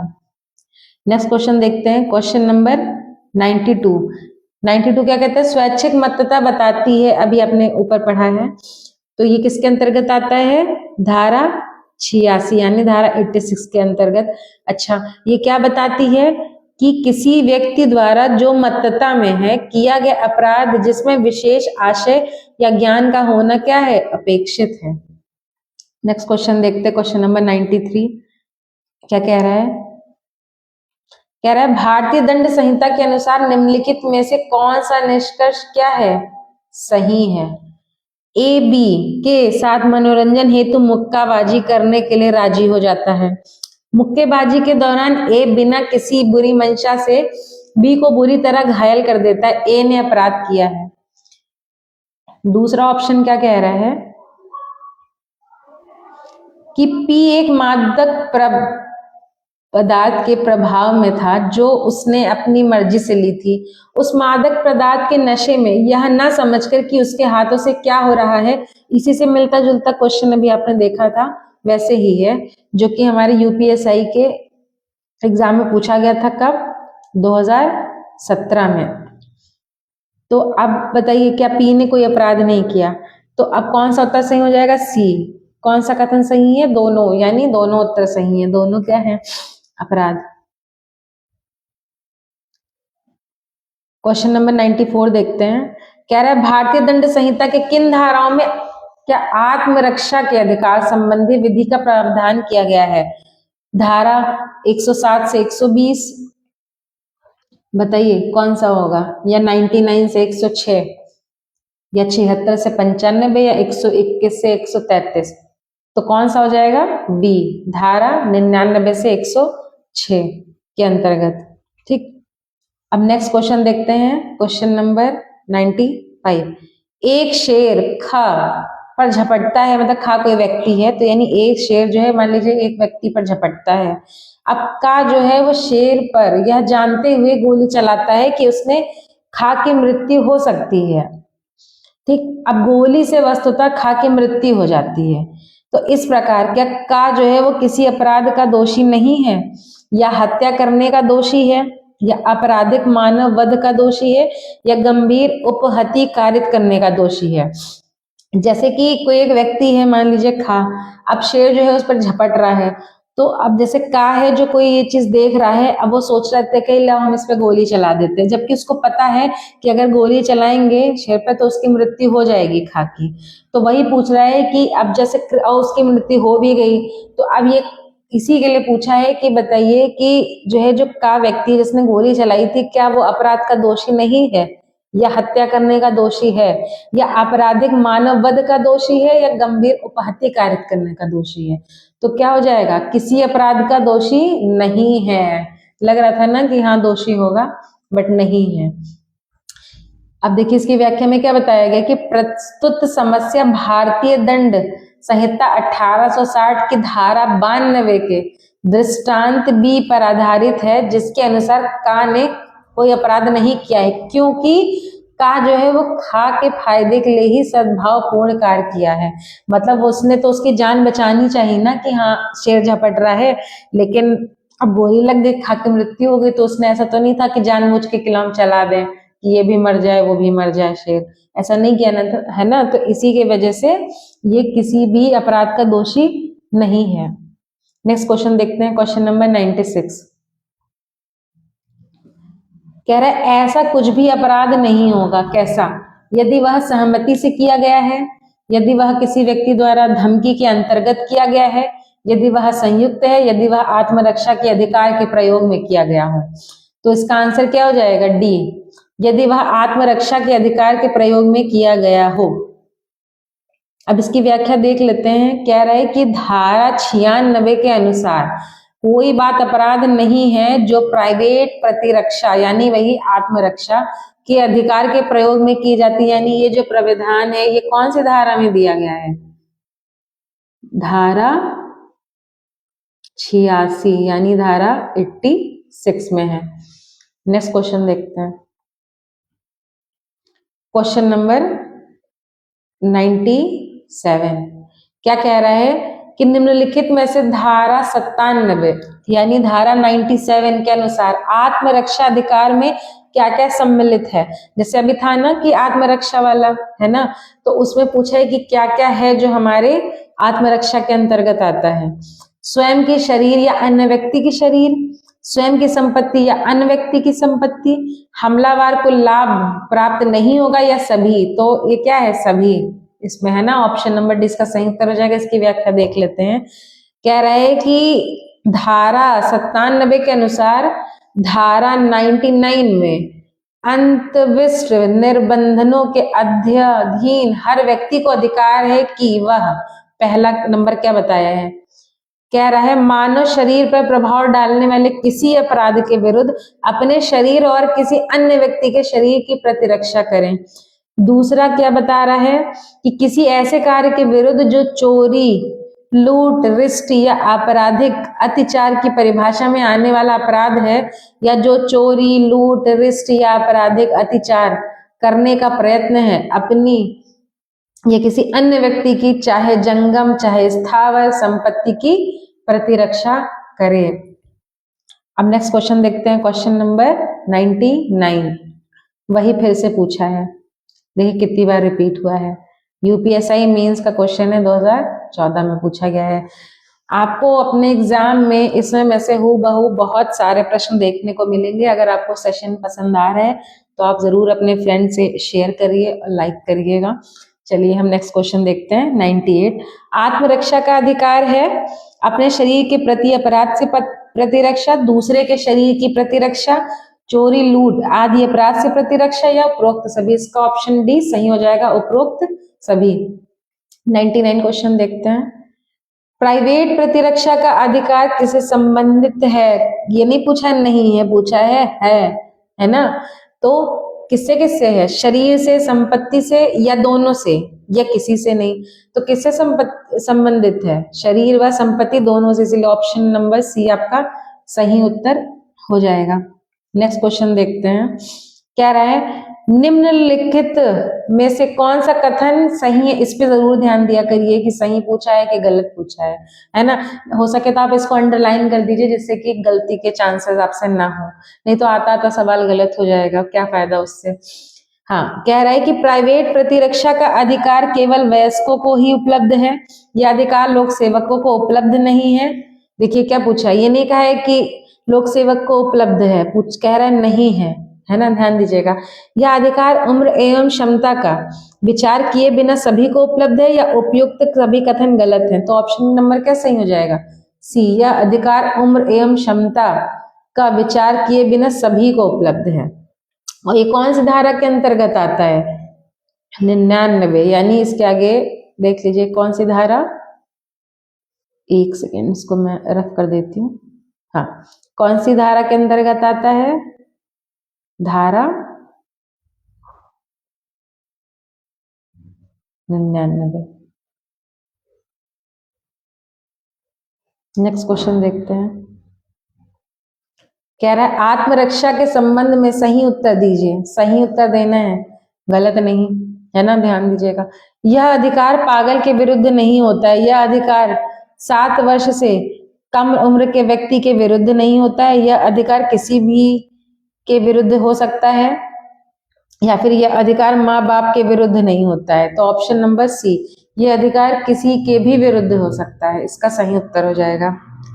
नेक्स्ट क्वेश्चन देखते हैं, क्वेश्चन नंबर 102। कह रहा है कि राम जो है वो गुस्से में श्याम को मारने का प्रयत्न करता है, और श्याम को ऐसी स्थिति में प्राइवेट प्रतिरक्षा का आधार भारतीय दंड संहिता के किस धारा में होगा? कौन सी धारा में होगा? धारा 97 के अंतर्गत है, अभी आपने पढ़ा था। क्योंकि धारा 97 शरीर तथा संपत्ति की प्राइवेट प्रतिरक्षा का आधार देता है। क्वेश्चन में ये भी बना के दे सकता है ना कि केवल शरीर का या केवल संपत्ति का, ये शरीर, अभी आपने देखा भी था ना, पिछले क्वेश्चन में पूछा भी है ना। नेक्स्ट क्वेश्चन देखते हैं, 103। हाँ, कह रहा है एक व्यक्ति है का और एक है खा, ठीक। तो कह रहा है कि जो का है वो पागलपन के प्रभाव में खा को जान से मारने का प्रयत्न करता है कि आज इनको मार देंगे पूरा, ठीक। तो अब यही पूछा है कि जो का है वो हत्या के प्रयत्न का दोषी है, ठीक, और खा को प्राइवेट प्रतिरक्षा का अधिकार है। पूछा है कि का किसी हत्या का दोषी नहीं है, लेकिन खा को प्राइवेट प्रतिरक्षा का अधिकार है। और तीसरा पूछा है कि का और खा किसी अपराध के दोषी नहीं है, या उपयुक्त में से कोई नहीं। ऑप्शन नंबर बी इसका सही आंसर हो जाएगा कि का किसी हत्या का दोषी नहीं है, किंतु खा को प्राइवेट प्रतिरक्षा का अधिकार है, ठीक। नेक्स्ट क्वेश्चन देखते हैं, क्वेश्चन नंबर 104। इसमें भी दो लोग हैं, एक आ है और एक बा है। कह रहा है कि आ जो है वो पागलपन के प्रभाव में बा के प्राण लेने का प्रयास करता है। तो कह रहा है कि बा को आत्मरक्षा का कोई अधिकार नहीं है क्योंकि आ पागल है। दूसरा कह रहा है कि बा को आत्मरक्षा का अधिकार है यद्यपि आ पागल है। आ घोर उपहति करने का दोषी है और एक कह रहा है कि आ जो है वो साधारण उपहति कारित करने का दोषी है। तो इसमें क्या हो जाएगा, ऑप्शन नंबर बी आपका सही आंसर हो जाएगा। बा को आत्मरक्षा का अधिकार है यद्यपि आ क्या है, पागल है। नेक्स्ट क्वेश्चन देखते हैं, क्वेश्चन नंबर 105, 105। कह रहा है कि भारतीय दंड संहिता में प्रतिरक्षा के अधिकार पर निर्वघ्न वर्णित है। मतलब पूछा है कि किसके धारा के अंतर्गत आता है, क्या 96 में आता है, क्या 98 में, कि 99 में, की धारा 106 में। अभी इसके पहले भी ये क्वेश्चन आया था, तो कौन सी धारा में है, 99 में। व्याख्या में भी वही दिया गया है, इसीलिए आगे बढ़ते हैं। क्वेश्चन नंबर 106 पे आते हैं। बूटा सिंह बनाम पंजाब राज्य का वाद किससे संबंधित है, क्या 96 से, 97 से, 100 से, या धारा 99 से। कौन सी धारा से संबंधित है, धारा 99 से। इसके लिए क्या कहा गया है कि प्राइवेट प्रतिरक्षा के आधार के प्रयोग के समय विधि यह आशा नहीं करती है कि प्रतिरक्षक आक्रमण को समाप्त करने के लिए बल की सही मात्रा कितनी होगी, इसको तराजू पर तौलेगा। इस अधिकार के प्रयोग में बल के मात्रा की सटीकता को नहीं बल्कि उसकी युक्तियुक्तता को देखा जाना चाहिए। इसलिए आपका ऑप्शन क्या सही हो जाएगा, डी, यानी धारा 99। नेक्स्ट क्वेश्चन देखते हैं, क्वेश्चन नंबर 107। ये क्वेश्चन आपके एग्जाम यूपीएसआई के मेंस एग्जाम में पूछा गया है, 2014 का क्वेश्चन है कि किस मामले में आत्मरक्षा का अधिकार उपलब्ध नहीं होगा। ये फिर से आ गया है, अभी तक आता था सही है कि नहीं, अब इसने क्या पूछा है, नहीं पूछा है, जहां पे गलती के चांसेस बहुत होते हैं। तो इसको अंडरलाइन कर लिया और ऑप्शन देखते हैं। कह रहा है कि लोक सेवक द्वारा किया गया कार्य आपराधिक अत्याचार को रोकने में, जंगम संपत्ति की रक्षा में, या उपयुक्त सभी में। तो ऑप्शन नंबर क्या हो जाएगा, लोक सेवक द्वारा किया गया कार्य, क्योंकि इसने नहीं पूछा है ये नहीं कहा है, तो ऑप्शन नंबर ए इसका सही उत्तर हो जाएगा। नेक्स्ट क्वेश्चन देखते हैं, क्वेश्चन नंबर 108। कह रहा है कि किस मामले में शरीर की प्राइवेट प्रतिरक्षा यानी वही आत्मरक्षा के अधिकार का विस्तार मृत्यु कारित करने तक तय होता है। ऑप्शन नंबर सी, बलात्संग करने के आशय से किया गया हमला। अब इसमें पूरा समझाया है और ये कौन सी धारा में दिया गया है, धारा 100 यानी 100, यानी इसके आगे हम ये भी लिख सकते हैं कि किस धारा में दिया गया है, धारा 100। चलिए पहला देख लेते हैं। कह रहा है कि ऐसा हमला जिससे युक्तियुक्त रूप से यह आशंका कारित हो कि अन्यथा ऐसे मामले का परिणाम मृत्यु होगा। दूसरा, ऐसा हमला जिससे युक्तियुक्त रूप से यह आशंका कारित हो कि अन्यथा ऐसे मामले का परिणाम घोर उपहति होगा। तीसरा कह रहा है बलात्संग करने के आशय से किया गया हमला। चौथा कह रहा है कि प्रकृति विरुद्ध काम तृष्णा की तृप्ति के आशय से किया गया हमला। पांचवा कह रहा है व्यपहरण या अपहरण करने के आशय से किया गया हमला।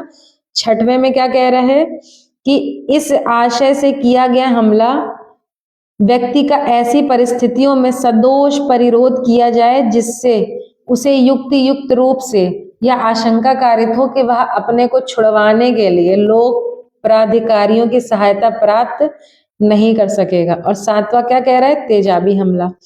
ठीक, अब नेक्स्ट क्वेश्चन देखते हैं, क्वेश्चन नंबर 109। कह रहा है कि किस मामले में शरीर की प्राइवेट प्रतिरक्षा को अधिकार का विस्तार मृत्यु कारित करने तक नहीं होता है। ऑप्शन नंबर ए में कहा गया स्त्री की सम्मति के बिना गर्भपात करने के लिए प्रयत्न।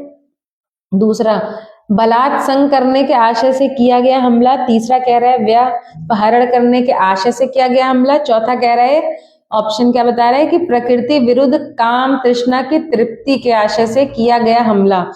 तो कौन सा ऑप्शन सही हो जाएगा? ए, स्त्री की सम्मति के बिना गर्भपात करने के लिए प्रयत्न। नेक्स्ट क्वेश्चन देखते हैं, क्वेश्चन नंबर 110। क्या कह रहा है कि एक नाबालिग लड़की के साथ बलात्कार करते हुए पाया जाता है। बा जो है वो पर आक्रमण करता है, उसे गंभीर रूप से घायल कर देता है। बा ने क्या अपराध किया है?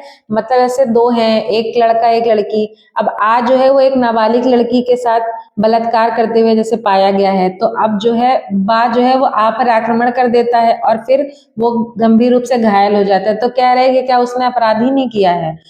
तो ऑप्शन नंबर सी इसका सही उत्तर हो जाएगा कि धारा 100 यानी धारा 100 के अंतर्गत ही जो है इसको कोई अपराध नहीं किया गया है, माना गया है।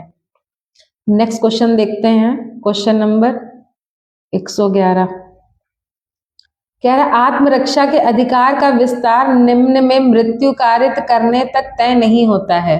कौन सा? व्यापहरण कारित करने के लिए हमला, अपहरण कारित करने के लिए हमला, मृत्यु कारित करने के लिए हमला या सदोष अवरोध? कौन सा ऑप्शन सही हो जाएगा? डी, सदोष अवरोध। नेक्स्ट क्वेश्चन देखते हैं, क्वेश्चन नंबर 112। कह रहा है एक व्यक्ति स्वेच्छा पूर्वक शरीर की व्यक्तिगत प्रतिरक्षा के आधार के उपयोग में मृत्यु कारित कर सकता है, किस धारा में दिया गया है? धारा 100 में। क्या कह रहा है कि एक व्यक्ति स्वेच्छा पूर्वक शरीर की व्यक्तिगत प्रतिरक्षा के आधार के उपयोग में मृत्यु कारित कर सकता है। नेक्स्ट क्वेश्चन देखते हैं, क्वेश्चन नंबर 113। कह रहे हैं निम्न प्रावधानों में से किसमें व्यक्तिगत शारीरिक प्रतिरक्षा का विस्तार मृत्यु को छोड़कर अन्य कोई भी हानि करने तक होता है? किसमें दिया गया है? धारा 101 में। ऑप्शन नंबर डी इसका सही उत्तर हो जाएगा। नेक्स्ट क्वेश्चन देखते हैं, क्वेश्चन नंबर 114। कह रहे हैं कि निम्नलिखित में से कौन से एक अपराध के लिए संपत्ति की प्राइवेट प्रतिरक्षा के आधार का विस्तार स्वेच्छा से मृत्यु कारित करने तक तय है? कौन सा? चोरी, आपराधिक दुर्विनियोग, लूट, आपराधिक अत्याचार। ऑप्शन नंबर सी सही हो जाएगा। कौन सा? लूट। इसका एक्सप्लेनेशन देखते हैं, धारा 103 यानी ये प्रावधान किसमें दिया गया है? धारा 103 के अनुसार निम्न परिस्थितियों में संपत्ति की प्राइवेट प्रतिरक्षा के अधिकार का विस्तार मृत्यु कारित करने तक का तय होगा। इस ऑप्शन में जो दिया गया है उसके एक्स्ट्रा भी हैं जो कि एक्सप्लेनेशन में बताया गया है।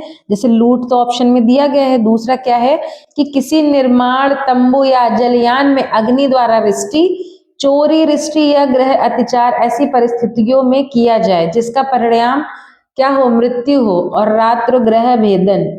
ठीक, नेक्स्ट क्वेश्चन देखते हैं, क्वेश्चन नंबर 115। क्या कह रहा है? कह रहा है कि निम्नलिखित में से कौन सा वाद आत्म प्रतिरक्षा से संबंधित है? ऑप्शन नंबर ए, आर बनाम डडले, A1 स्टीफन, बी कह रहा है डायरेक्टर ऑफ पब्लिक प्रोसिक्यूशन बनाम बियर्ड, सी कह रहा है मैकनॉटन का वाद, और फोर्थ क्या कह रहा है? देव नारायण बनाम उत्तर प्रदेश राज्य। चलिए बताइए कौन सा होगा? ऑप्शन नंबर डी इसका सही उत्तर होगा। कौन सा? देव नारायण बनाम उत्तर प्रदेश राज्य। नेक्स्ट क्वेश्चन देखते हैं, क्वेश्चन नंबर 116। कह रहा है कि पूरन सिंह बनाम राज्य का वाद किससे संबंधित है? आत्मरक्षा अधिकार, राष्ट्रीय सुरक्षा अधिनियम, भ्रष्टाचार निवारण अधिनियम, मानवाधिकार संरक्षण अधिनियम। ऑप्शन नंबर ए सही हो जाएगा, आत्मरक्षा अधिकार। देखिए कोई कोई क्वेश्चन है जो बहुत रिपीट है ना, और जो ऑप्शन में दिया गया है वही एक्सप्लेनेशन में दिया गया है, इसीलिए मैं उसको आगे बढ़ाते जा रही हूँ। जहां मुझे जरूरी लगेगा वहां हम उसकी आपको व्याख्या भी बताते जाएंगे कि अगर उससे रिलेटेड कोई भी क्वेश्चन है तो आप उसको कर पाने में सक्षम हो। नेक्स्ट क्वेश्चन देखते हैं, कह रहा है 117 में कि मुन्ने खान, क्या कह रहा है? मुन्ने खान बनाम मध्य प्रदेश राज्य का वाद किससे संबंधित है? सहमति द्वारा किए गए कार्य, तथ्य की मूल, आत्मरक्षा का अधिकार या तुच्छकार। ऑप्शन नंबर सी सही हो जाएगा, आत्मरक्षा का अधिकार। नेक्स्ट क्वेश्चन देखते हैं, क्वेश्चन नंबर 118। क्या कह रहा है, निम्न में से कौन सा निर्णय आत्मरक्षा के अधिकार से संबंधित है? महबूब शाह बनाम एम्परर, अमजद खान बनाम मध्य प्रदेश राज, रेग बनाम गोविंदा, या उपरोक्त में से कोई नहीं। कौन सा संबंधित है? बी, अमजद बनाम मध्य प्रदेश राज्य। नेक्स्ट क्वेश्चन देखते हैं, क्वेश्चन नंबर 119। ये क्वेश्चन आपके देखिए सब मेंस का ही क्वेश्चन है। आपको अपने एग्जाम में बहुत सारे क्वेश्चन यहाँ से देखने को मिलेंगे। आप सेशन को लाइक करते रहिए और अपने फ्रेंड्स के साथ भी शेयर करिएगा अगर आपको पसंद आता है तो। नेक्स्ट क्वेश्चन देखते हैं 119। ये देखिए यूपीएसआई मेंस 2011 का क्वेश्चन है। कह रहा है कि किसका संबंध आत्मरक्षा के अधिकार से है? किसका संबंध है? जयदेव बनाम स्टेट, राम रतन बनाम स्टेट, गुलजार सिंह बनाम स्टेट, या राजेश कुमार बनाम धर्म। तो ऑप्शन नंबर ए इसका सही उत्तर हो जाएगा। क्या? जयदेव बनाम स्टेट। और ये कब का मामला है? 1962 का, है ना। अब देखिए इसको क्या किया गया है, धारा 96 से 106 तक में रखा गया है। नेक्स्ट क्वेश्चन देखते हैं, क्वेश्चन नंबर 120 क्या कहता है कि भारतीय दंड संहिता किस धारा के अंतर्गत षड्यंत्र द्वारा दुष्प्रेरणा का प्रावधान दिया गया है? इसका उत्तर देख लेते हैं। हाँ, ऑप्शन नंबर सी इसका करेक्ट आंसर हो जाएगा। एक सेकेंड, ऑप्शन नंबर सी में क्या है? धारा 107 का क्लॉज 2।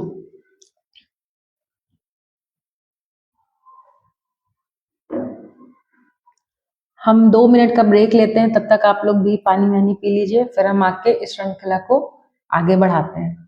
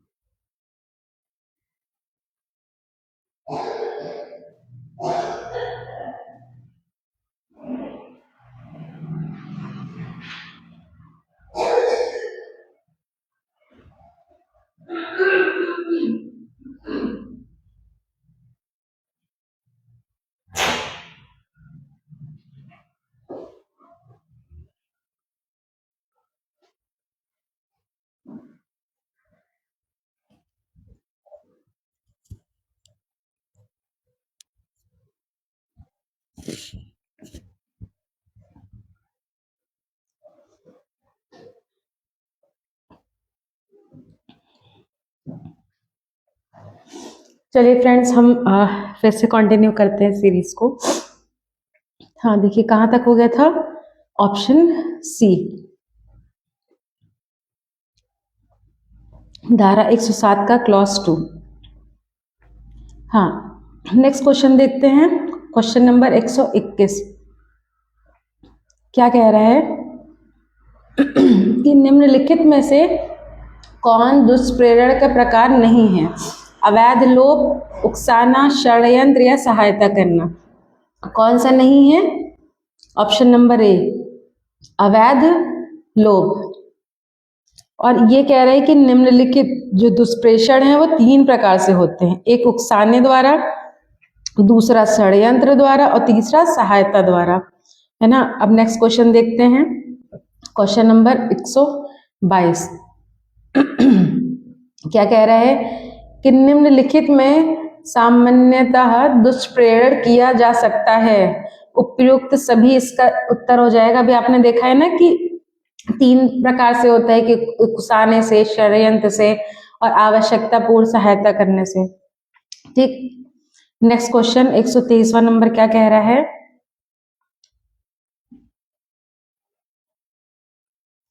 कह रहा है राजवंत सिंह बनाम केरल राज्य का वाद किससे संबंधित है? किससे संबंधित है? दुष्प्रेरण से संबंधित है, आत्मरक्षा अधिकार से संबंधित है, कि राज्य के विरुद्ध या लोक प्रशांति के विरुद्ध संबंधित है? ऑप्शन नंबर ए इसका सही हो जाएगा। किससे संबंधित है? दुष्प्रेरण से संबंधित है। नेक्स्ट क्वेश्चन देखते हैं, क्वेश्चन नंबर 124 क्या कह रहा है कि किसी बात को करने के लिए किसी व्यक्ति को उकसाना अथवा उस बात को करने के लिए किसी षड्यंत्र में सम्मिलित होना अथवा उस बात को किए जाने में किसी कार्य का अवैध लोक द्वारा शासकीय सहायता करने को भारतीय दंड संहिता में क्या कहा जाता है? क्या इसे आपराधिक षड्यंत्र कहा जाता है, या अपराध, या दुष्प्रेषण जो कि धारा 107 में दिया गया है, या इनमें से कोई नहीं? इसे क्या कहा जाता है? दुष्प्रेषण कहा जाता है। नेक्स्ट क्वेश्चन देखते हैं, क्वेश्चन नंबर 125 क्या कह रहा है कि जानबूझकर अपराध करने के लिए किसी व्यक्ति की मदद करने के कार्य को क्या कहते हैं? तो उसको क्या कहते हैं? दुष्प्रेषण कहते हैं। देखिए आपके 2021 में ही ये आया था क्वेश्चन। नेक्स्ट पूछ रहा है कि आपराधिक षड्यंत्र की परिभाषा कौन से धारा में दी गई है? तो कौन से धारा में दी गई है? 120 के ए में दी गई है। नेक्स्ट क्वेश्चन देखते हैं, कह रहा है ए जो है वो बी से सहमत होता है कि वह बी की परीक्षा में नकल करने में मदद करेगा। तो ये क्या है? ये षड्यंत्र की तरह जा रहा है, तो यानी अपराधिक षड्यंत्र है, ना कि ये दुष्प्रेरण है या सामान्य आशय है या सामान्य उद्देश्य है। इसीलिए आपका ऑप्शन कौन सा सही हो जाएगा? ए।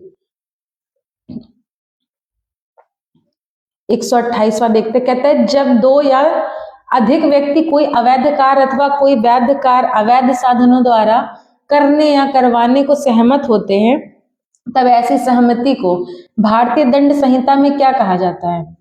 जिसको क्या कहा जाता है? अपराधिक षड्यंत्र कहा जाता है, जो कि धारा 120 का यानी 120 ए भारतीय दंड संहिता में दी गई है। नेक्स्ट क्वेश्चन देखते हैं, 129वां नंबर क्या कह रहा है? कहते हैं कि भारतीय दंड संहिता के संबंध में निम्नलिखित में से कौन सा वक्तव्य सही है, मतलब कौन सा वाक्य सही है? भारतीय दंड संहिता की एक धारा यह कहती है कि किसी अपराध को करने के लिए केवल राजी हो जाना ही अभियुक्त को दंड देने के लिए पर्याप्त है। जैसे कि कोई हमसे कहा ये कार्य करना है, ये षड्यंत्र करना है, ये अपराध करना है, मतलब अगर हम राजी हो गए कि चलो हम कर देंगे, तो क्या जो है हमको दंड मिल जाएगा। ठीक, दूसरा कह रहा है कि एक धारा ये कहती है कि आत्महत्या की कोशिश अपराध है। मान लीजिए कोई आत्महत्या करने जा रहा है, तो क्या उसने अपराध कर दिया? ऑप्शन क्या हो जाएगा? ए और बी दोनों क्या पूछ रहा है? सही है। इसकी आइए एक्सप्लेनेशन देख लेते हैं, क्या बता रहा है। कह रहा है धारा 120 के ए में यह प्रावधान है कि किसी अपराध को करने के लिए केवल राजी हो जाना ही अभियुक्त को दंड देने के लिए पर्याप्त है। अब क्या पता राजी हो गया हो तो कर ही दे अपराध। दूसरी धारा 309 ये कहती है कि आत्महत्या की कोशिश एक अपराध है। देखिए भैया, आत्महत्या अगर करेंगे तो वो भी करना चाहेंगे तो एक अपराध है। कौन सी धारा में? धारा 309 में।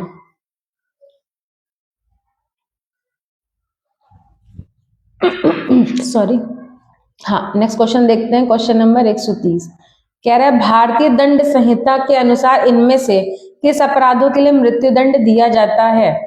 या दिया जा सकता है। धारा 121 में भारत सरकार के विरुद्ध युद्ध घोषणा।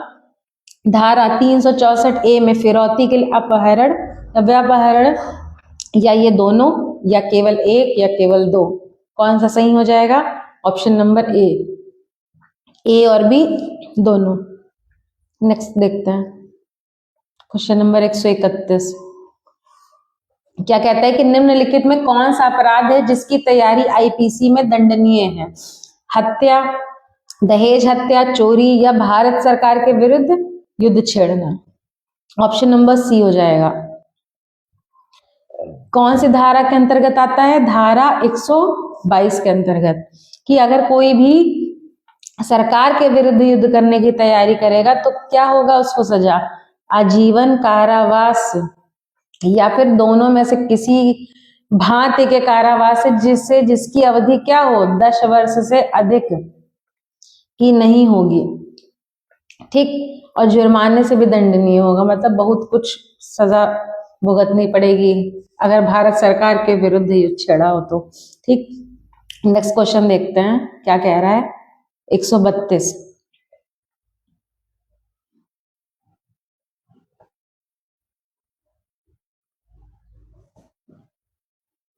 कहता है निम्न में से किन धाराओं में मृत्यु दंड दिए जाने का प्रावधान है? 121, 396, बी ऑप्शन कह रहा है कि 360, 364 है, या 305, सी कहता है कि 132, 194, या 302, या कहता है सभी में। तो सभी में मृत्यु दंड दिए जाने का प्रावधान है। आइए इन धारा के बारे में देख लेते हैं व्याख्या। मान लीजिए पूछ लिया जाए अलग अलग तो आप उत्तर लगा पाए। कहता है धारा 121 में कि भारत सरकार के विरुद्ध युद्ध करना या प्रयत्न ही कर दिया या दुष्प्रेषण करना। ठीक, 396 में क्या कहता है? हत्या सहित डकैती, मतलब डकैती भी डाली, हत्या भी कर दी। 307 क्या कहता है? हत्या करने का प्रयत्न करना, है ना। 364 का यानी ए में क्या कहता है कि मुक्ति धन इत्यादि के लिए अपहरण। 305 क्या कहती है धारा? शिशु या उन्मत्त व्यक्ति की आत्महत्या का दुष्प्रेषण। धारा 132 क्या बताती है? विद्रोह का दुष्प्रेषण यदि उसके परिणाम स्वरूप विद्रोह किया जाए। धारा 194 क्या बताती है कि मृत्यु से दंडनीय अपराध के लिए दोष सिद्धि कराने के आशय से मिथ्या साक्ष्य देना या गणना। धारा 302 क्या कहती है? हत्या के लिए दंड। नेक्स्ट क्वेश्चन देखते हैं, क्वेश्चन नंबर 33 क्या कह रहा है। कहता है निम्नलिखित में से कौन सा अपराध ना तो मानव शरीर के विरुद्ध और ना ही संपत्ति के विरुद्ध है? ऑप्शन नंबर बी इसका सही उत्तर हो जाएगा क्या?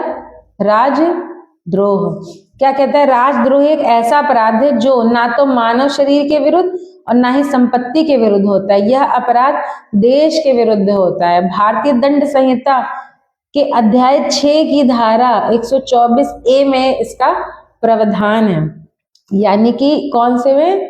अध्याय 6। नेक्स्ट क्वेश्चन देखते हैं इसका क्या बता रहा है। कह रहा है भारतीय दंड संहिता की धारा 124A किसके लिए सजा निर्धारित करती है? अभी आपने पढ़ा है किसके लिए? राजद्रोह के लिए। नेक्स्ट क्वेश्चन देखते हैं। कह रहा है भारतीय दंड संहिता किस धारा में राजद्रोह को परिभाषित किया गया है? देखिए फिर से वही रिपीट हो गया। ये भी देखिए आपके रिसेंट एग्जाम में पूछा गया यूपीएसआई 2021 में। ऑप्शन नंबर डी 124 का ए। ठीक, नेक्स्ट क्वेश्चन देखते हैं। केवल जुर्माने से दंडनीय अपराध है वो, मतलब कि ऐसा अपराध जिसमें केवल क्या है? जुर्माना ही मांगा जाएगा, वो आपको देना पड़ेगा। ठीक है, नेक्स्ट उसका कौन से में है? धारा 137, यानी ऑप्शन सी इसका सही उत्तर हो जाएगा। इसकी व्याख्या देखते हैं। कह रहे हैं धारा 137 में प्रावधान किया गया है कि यदि जलयान के मास्टर या भार साधक की उपेक्षा से कोई अभ्यत्यजक जलयान में छुपा है तो ऐसे मास्टर या भार साधक को कितने रुपए का जुर्माना? 500 रुपए के जुर्माने से दंडित किया जाएगा। ठीक, नेक्स्ट क्वेश्चन देखते हैं क्या कह रहा है। कहता है कि विधि विरुद्ध जमाव में व्यक्तियों की न्यूनतम संख्या होती है कितनी? 5 होती है। इसकी व्याख्या देखते हैं। कहता है कि धारा 141 में विधि विरुद्ध जमाव को परिभाषित किया गया है। यानी कि ये जो पूछा है ना विधि विरुद्ध जमाव, एक सेकेंड रुकिएगा जरा, हाँ अब देखते हैं। विधि विरुद्ध जमाव में जैसे न्यूनतम संख्या तो 5 है, लेकिन पूछा अगर मान लीजिए पूछ लिया जाए कि विधि विरुद्ध जमाव कौन सी धारा के अंतर्गत आता है, तो क्या क्या बताएंगे? कौन सी धारा के अंतर्गत आता है? धारा 141 यानी 141। ठीक, नेक्स्ट क्वेश्चन देखते हैं।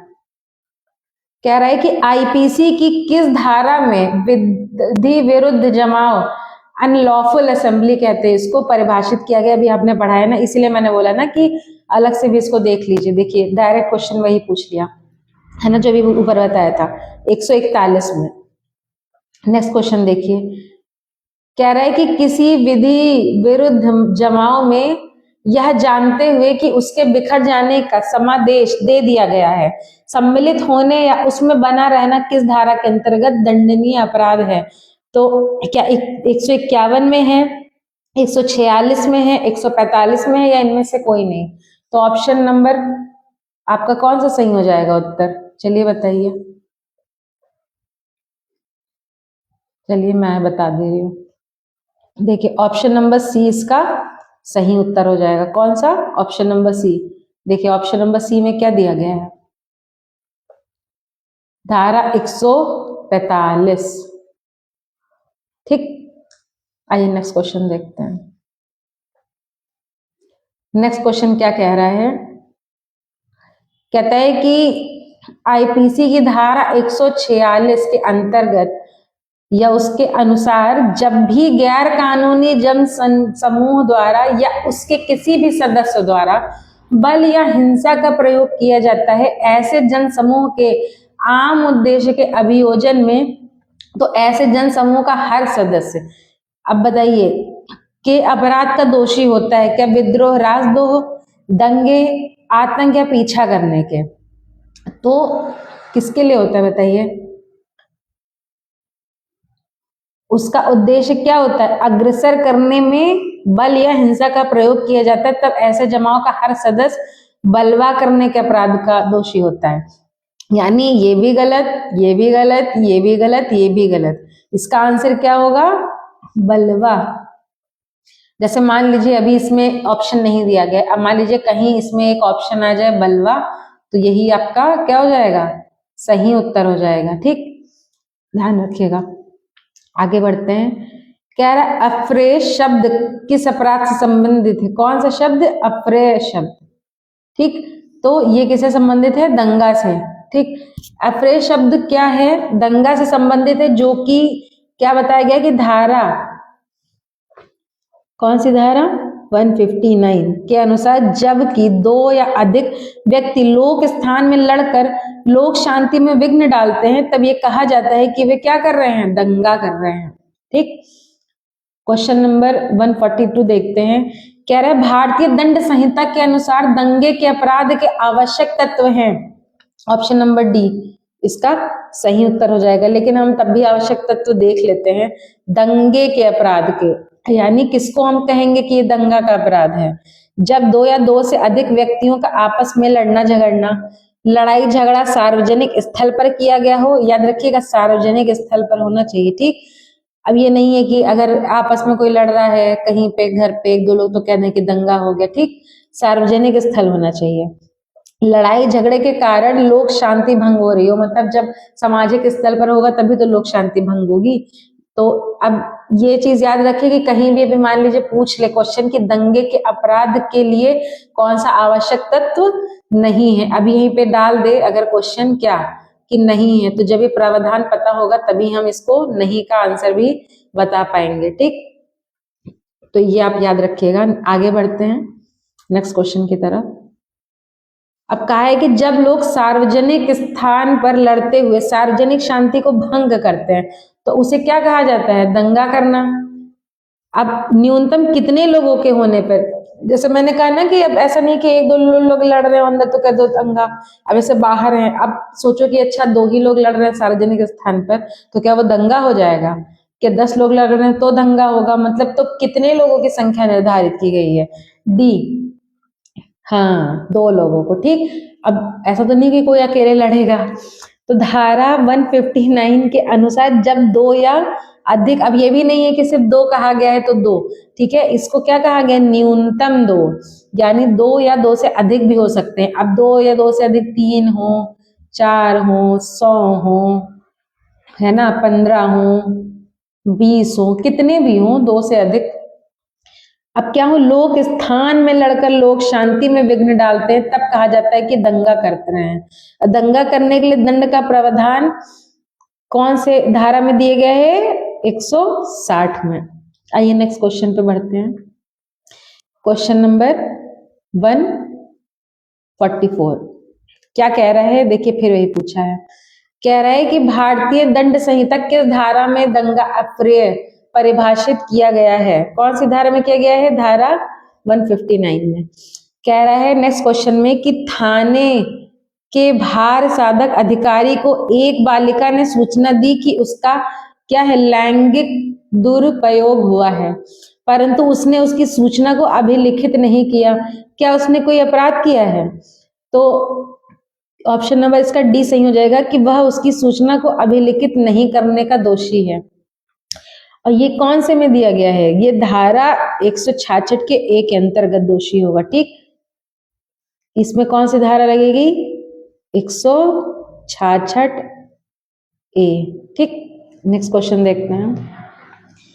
कह रहा है कि मिथ्या साक्ष्य देने के लिए भारतीय दंड संहिता की किस धारा में दंड की व्यवस्था है? कौन सी धारा में है? धारा 193 में है। क्या कहा गया है? देखिए कि धारा 193 के अनुसार जब कोई शासक किसी न्यायिक कार्यवाही के किसी प्रकरण में मिथ्या साक्ष्य देगा या किसी न्यायिक कार्यवाही के लिए प्रक्रम में उपयोग लाने के प्रयोजन से मिथ्या साक्ष्य गढ़ेगा, वह दोनों में से किसी भांति के कारावास से जिसकी अवधि कितनी हो, 7 वर्ष तक की ही हो सकेगी, दंडित किया जाएगा और जुर्माने से भी दंडनीय होगा। ऑप्शन में मान लीजिए दे दे कि अवधि 7 वर्ष तक ही होगी केवल, नहीं, और अगर दंडनीय दिया गया तो ये दोनों चीज है, जुर्माने से भी दंडनीय, ठीक। नेक्स्ट क्वेश्चन देखिए, क्वेश्चन नंबर 147 में क्या कहा है कि निम्न अपराधों में से किस अपराध के लिए भारतीय दंड संहिता के तहत मृत्यु दंड संभावित है? यानी जब क्या सुनते ना कि मृत्यु दंड दिया गया, तो इसमें कुछ अपराध बताए गए हैं। पहला क्या बताया गया कि धारा 122 भारत सरकार के विरुद्ध युद्ध छेड़ने के उद्देश्य से हथियार जमा करना, लोग इत्यादि जुटाना, कि जैसे हमको, जैसे किसी ने सोचा कि एक काम करते हैं, चलो भारत सरकार के विरुद्ध युद्ध छेड़ देते हैं, ठीक। अब उसने हथियार जमा कर लिया, ठीक। अब जैसे लोग जुटाने लगे, हथियार जमा कर लिए, तो क्या पूछ रहा है, क्या वो मृत्युदंड संभावित है? अब धारा 194 में कि ऐसे झूठे सबूत गणना या पेश करना जिससे किसी व्यक्ति को मृत्युदंड हो सके, जैसे किसी को पता है कि हाँ ये चीज हम करेंगे तो इससे क्या हो जाएगा, मृत्युदंड हो जाएगा, ठीक। हमें कौन सा दंड मिलेगा? मृत्युदंड। तो अगर कोई मान लो उसी के लिए झूठा सबूत दे दिया गया, ठीक है, जिससे कि किसी निर्दोष व्यक्ति को अपराधी ठहराकर उसे मृत्युदंड दे दिया जाएगा। बताइए कौन सा सही है? सी, सिर्फ बी। यानी कि धारा 194 के अनुसार अगर किसी निर्दोष व्यक्ति को मिथ्या साक्ष्य के परिणाम स्वरूप दोष सिद्ध किया जाए और उसे फांसी दे दी जाए, तो उस व्यक्ति को ऐसा मिथ्या साक्ष्य देगा, उसे मृत्युदंड दिया जाएगा, ठीक। और ये कह रहा है कि, और जो पहला वाला ऑप्शन था धारा 122 के अनुसार अगर कोई व्यक्ति भारत सरकार के विरुद्ध युद्ध करेगा या लोग जुटाएगा या हथियार जुटाएगा, उसके आशय से पुरुष आयुध या गोला बारूद संग्रह करेगा, कुछ भी खिलाफ करेगा, ठीक है, वो उसको क्या हो जाएगा? मृत्युदंड तो नहीं होगी, लेकिन क्या हो जाएगा? आजीवन कारावास से या दोनों में से किसी भांति के कारावास से जिसकी अवधि क्या हो, 10 वर्ष से अधिक की नहीं होगी, दंडित किया जाएगा और जुर्माने से भी दंडित किया जाएगा, मतलब जुर्माना भी देना पड़ेगा, ठीक है, और दंड तो मिलेगा ही। अब 148 में क्या पूछा है कि सार्वजनिक उपद्रव्य भारतीय दंड संहिता की धारा किसके अंतर्गत आता है? कौन सी धारा में आता है? 268। कौन से? 268 में आता है। ठीक, अब इसके लिए देख लीजिए कितना दिया गया है जुर्माना। धारा 290 के अंतर्गत लोक न्यूसेंस के लिए दंड का प्रावधान किया गया है। ठीक, इसके लिए 200 रुपए तक का जुर्माना लगाया जा सकता है। नेक्स्ट क्वेश्चन देखते हैं, क्या कह रहा है? कह रहा है कि आईपीसी की किस धारा में लोक उपद्रव की परिभाषा दी गई है?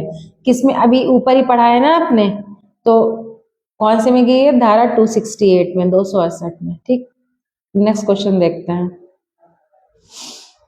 भारतीय दंड संहिता का कौन सा अध्याय वातावरण को स्वास्थ्य के लिए हानिकारक बनाने के लिए जुर्माने से संबंधित है? कौन सा अधिकार? भारतीय दंड संहिता 1860 का अध्याय 14, 268 से 294, यानी 268 से 294 ए। ठीक, इसका सही उत्तर हो जाएगा A. Next question, question number 151। जो कोई भी सार्वजनिक स्थान पर अश्लील कृत्य के माध्यम से कष्ट का कारण बनता है उसे आईपीसी के अनुसार के साथ दंड दिया जाएगा। कितना? उसका ऑप्शन हो जाएगा सी, यानी 3 महीने तक की कैद और जुर्माना दोनों। ठीक, अब नेक्स्ट क्वेश्चन में आगे बढ़ते हैं। क्वेश्चन नंबर 152 कह रहे कि आपराधिक मानव वध जो कि हत्या नहीं है की श्रेणी में आने वाले कृत्यों का वर्णन भारतीय दंड संहिता की किस धारा में किया गया है? तो बताइए कौन सी धारा में किया गया है? धारा 299 में। ऑप्शन बी इसका सही उत्तर हो जाएगा। नेक्स्ट क्वेश्चन आगे बढ़ते हैं। क्या कह रहा है? कह रहा है कि आ की दुश्मनी है बा से। ठीक, अब दो व्यक्ति हैं, एक आ है एक बा है, तो आ की जो दुश्मनी है वो बा से थी, तो क्या किया? जैसे दुश्मनी है दोनों में, तो आ ने क्या किया? एक दिन शराब की दुकान पर जाकर खूब शराब पी ली और अपनी राइफल से गोली चलाकर बा को जान से मार दिया। मतलब कोई दुश्मनी थी तो उनके दिमाग में आया चलो शराब पी लेते हैं, शराब पी के उनको क्या कर दिया? मार दिया। अब आप बताओ, क्या शराब पिए तो क्या कोई आ ने अपराध किया कि नहीं किया? तो जाहिर सी बात है अपराध किया है। तो धारा 302 के सहित ये अपराध किया, क्योंकि शराब जो है स्वेच्छा से पी है ना, उसका मन था, तो ऐसा तो नहीं जबरदस्ती पिलाई गई थी। ठीक, अब नेक्स्ट क्वेश्चन देखते हैं। 154 में क्या कहा है कि हत्या और मानव वध में अंतर से संबंधित वाद्य है कौन सा? ए के मैथ्यू का वाद्य, बारिंद्र कुमार घोष बनाम एम्परर का वाद्य, रेग बनाम गोविंदा का वाद्य, या कोई नहीं? क्या हो जाएगा? रेग बनाम गोविंदा का वाद। ठीक, नेक्स्ट क्वेश्चन देखते हैं। कह रहा है बिरसा सिंह बनाम राज्य का वाद संबंधित है किससे? बी से, हत्या से संबंधित है। नेक्स्ट क्वेश्चन देखते हैं। किस मामले में सुप्रीम कोर्ट ने भारतीय दंड संहिता की धारा 303 को रद्द कर दिया गया था? यानी ये जो धारा 303, मान लीजिए पूछे कि कौन सी धारा रद्द हुई थी? 303। क्यों? इसमें क्या दिया गया था कि एक आजीवन कैदी द्वारा की गई हत्या के लिए उसे अनिवार्य मृत्युदंड दिया जाना चाहिए। ये रद्द हो चुकी है। अगर मान लीजिए धारा रद्द पूछा जाए तो 303 कहीं सुमेलित करने के लिए भी आ जाए कि अगर धारा 303 रद्द कर दी तो इसको याद रखिएगा। ठीक, अच्छा, ये कौन से केस में थी? मिट्ठू बनाम पंजाब राज्य के केस में थी। ठीक, अब ये क्या है? असंवैधानिक घोषित हो चुकी है। इसमें क्या था कि इस आधार पर चुनौती दी गई थी, मतलब ये जो केस है इसी आधार पर क्या चुनौती दी गई थी कि उक्त धारा के प्रावधान संविधान के अनुच्छेद 14 व 21 से विसंगत थे। ठीक, नेक्स्ट क्वेश्चन देखते हैं। क्वेश्चन नंबर 157 क्या कहता है? निम्न में से कौन सी भारतीय दंड संहिता की धारा भारतीय संविधान के अनुच्छेद 14 एवं 21 के अधीन असंवैधानिक करार की गई है? अभी मैंने बताया है ना, कौन सी धारा? 303। ऑप्शन नंबर बी सही हो जाएगा। देखिए वैसे ही क्वेश्चन बना के दिया गया है। ठीक, हाँ, चलिए स्टूडेंट्स आगे बढ़ते हैं। क्वेश्चन नंबर 158 में क्या बताया गया है कि दहेज अपराध धारा 304 की विवेचना किसके द्वारा की जाती है? किसके द्वारा की जाती है? पुलिस उपाधीक्षक स्तर के अधिकारी द्वारा की जाती है। ठीक, ये कौन सी धारा में दिया गया है? धारा 304 के अंतर्गत आता है। इसको बहुत ध्यान से करिएगा, आपको बहुत सारे प्रश्न आपको अपने एग्जाम में देखने को मिलेंगे। नेक्स्ट क्वेश्चन देखते हैं 159।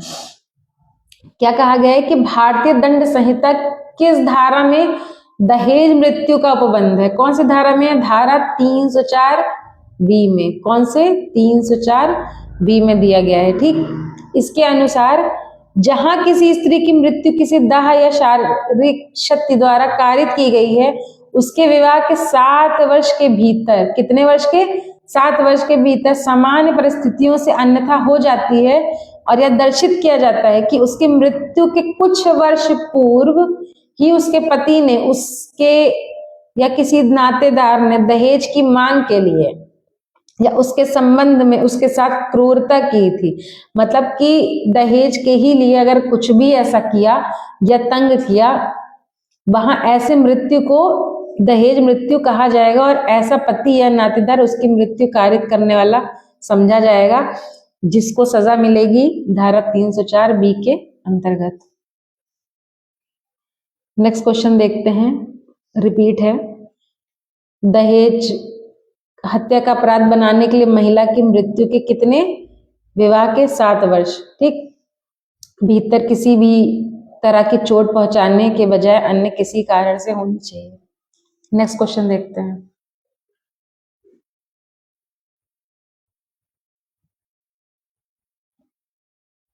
फ्रेंड 1 मिनट का ब्रेक लेते हैं और हम फिर नेक्स्ट क्वेश्चन शुरू करते हैं। तब तक आप लोग देखिए जितना भी क्वेश्चन कराया गया है वो आपको समझ में आया कि नहीं, और फिर आके महत्वपूर्ण श्रृंखला में आगे बढ़ते हैं।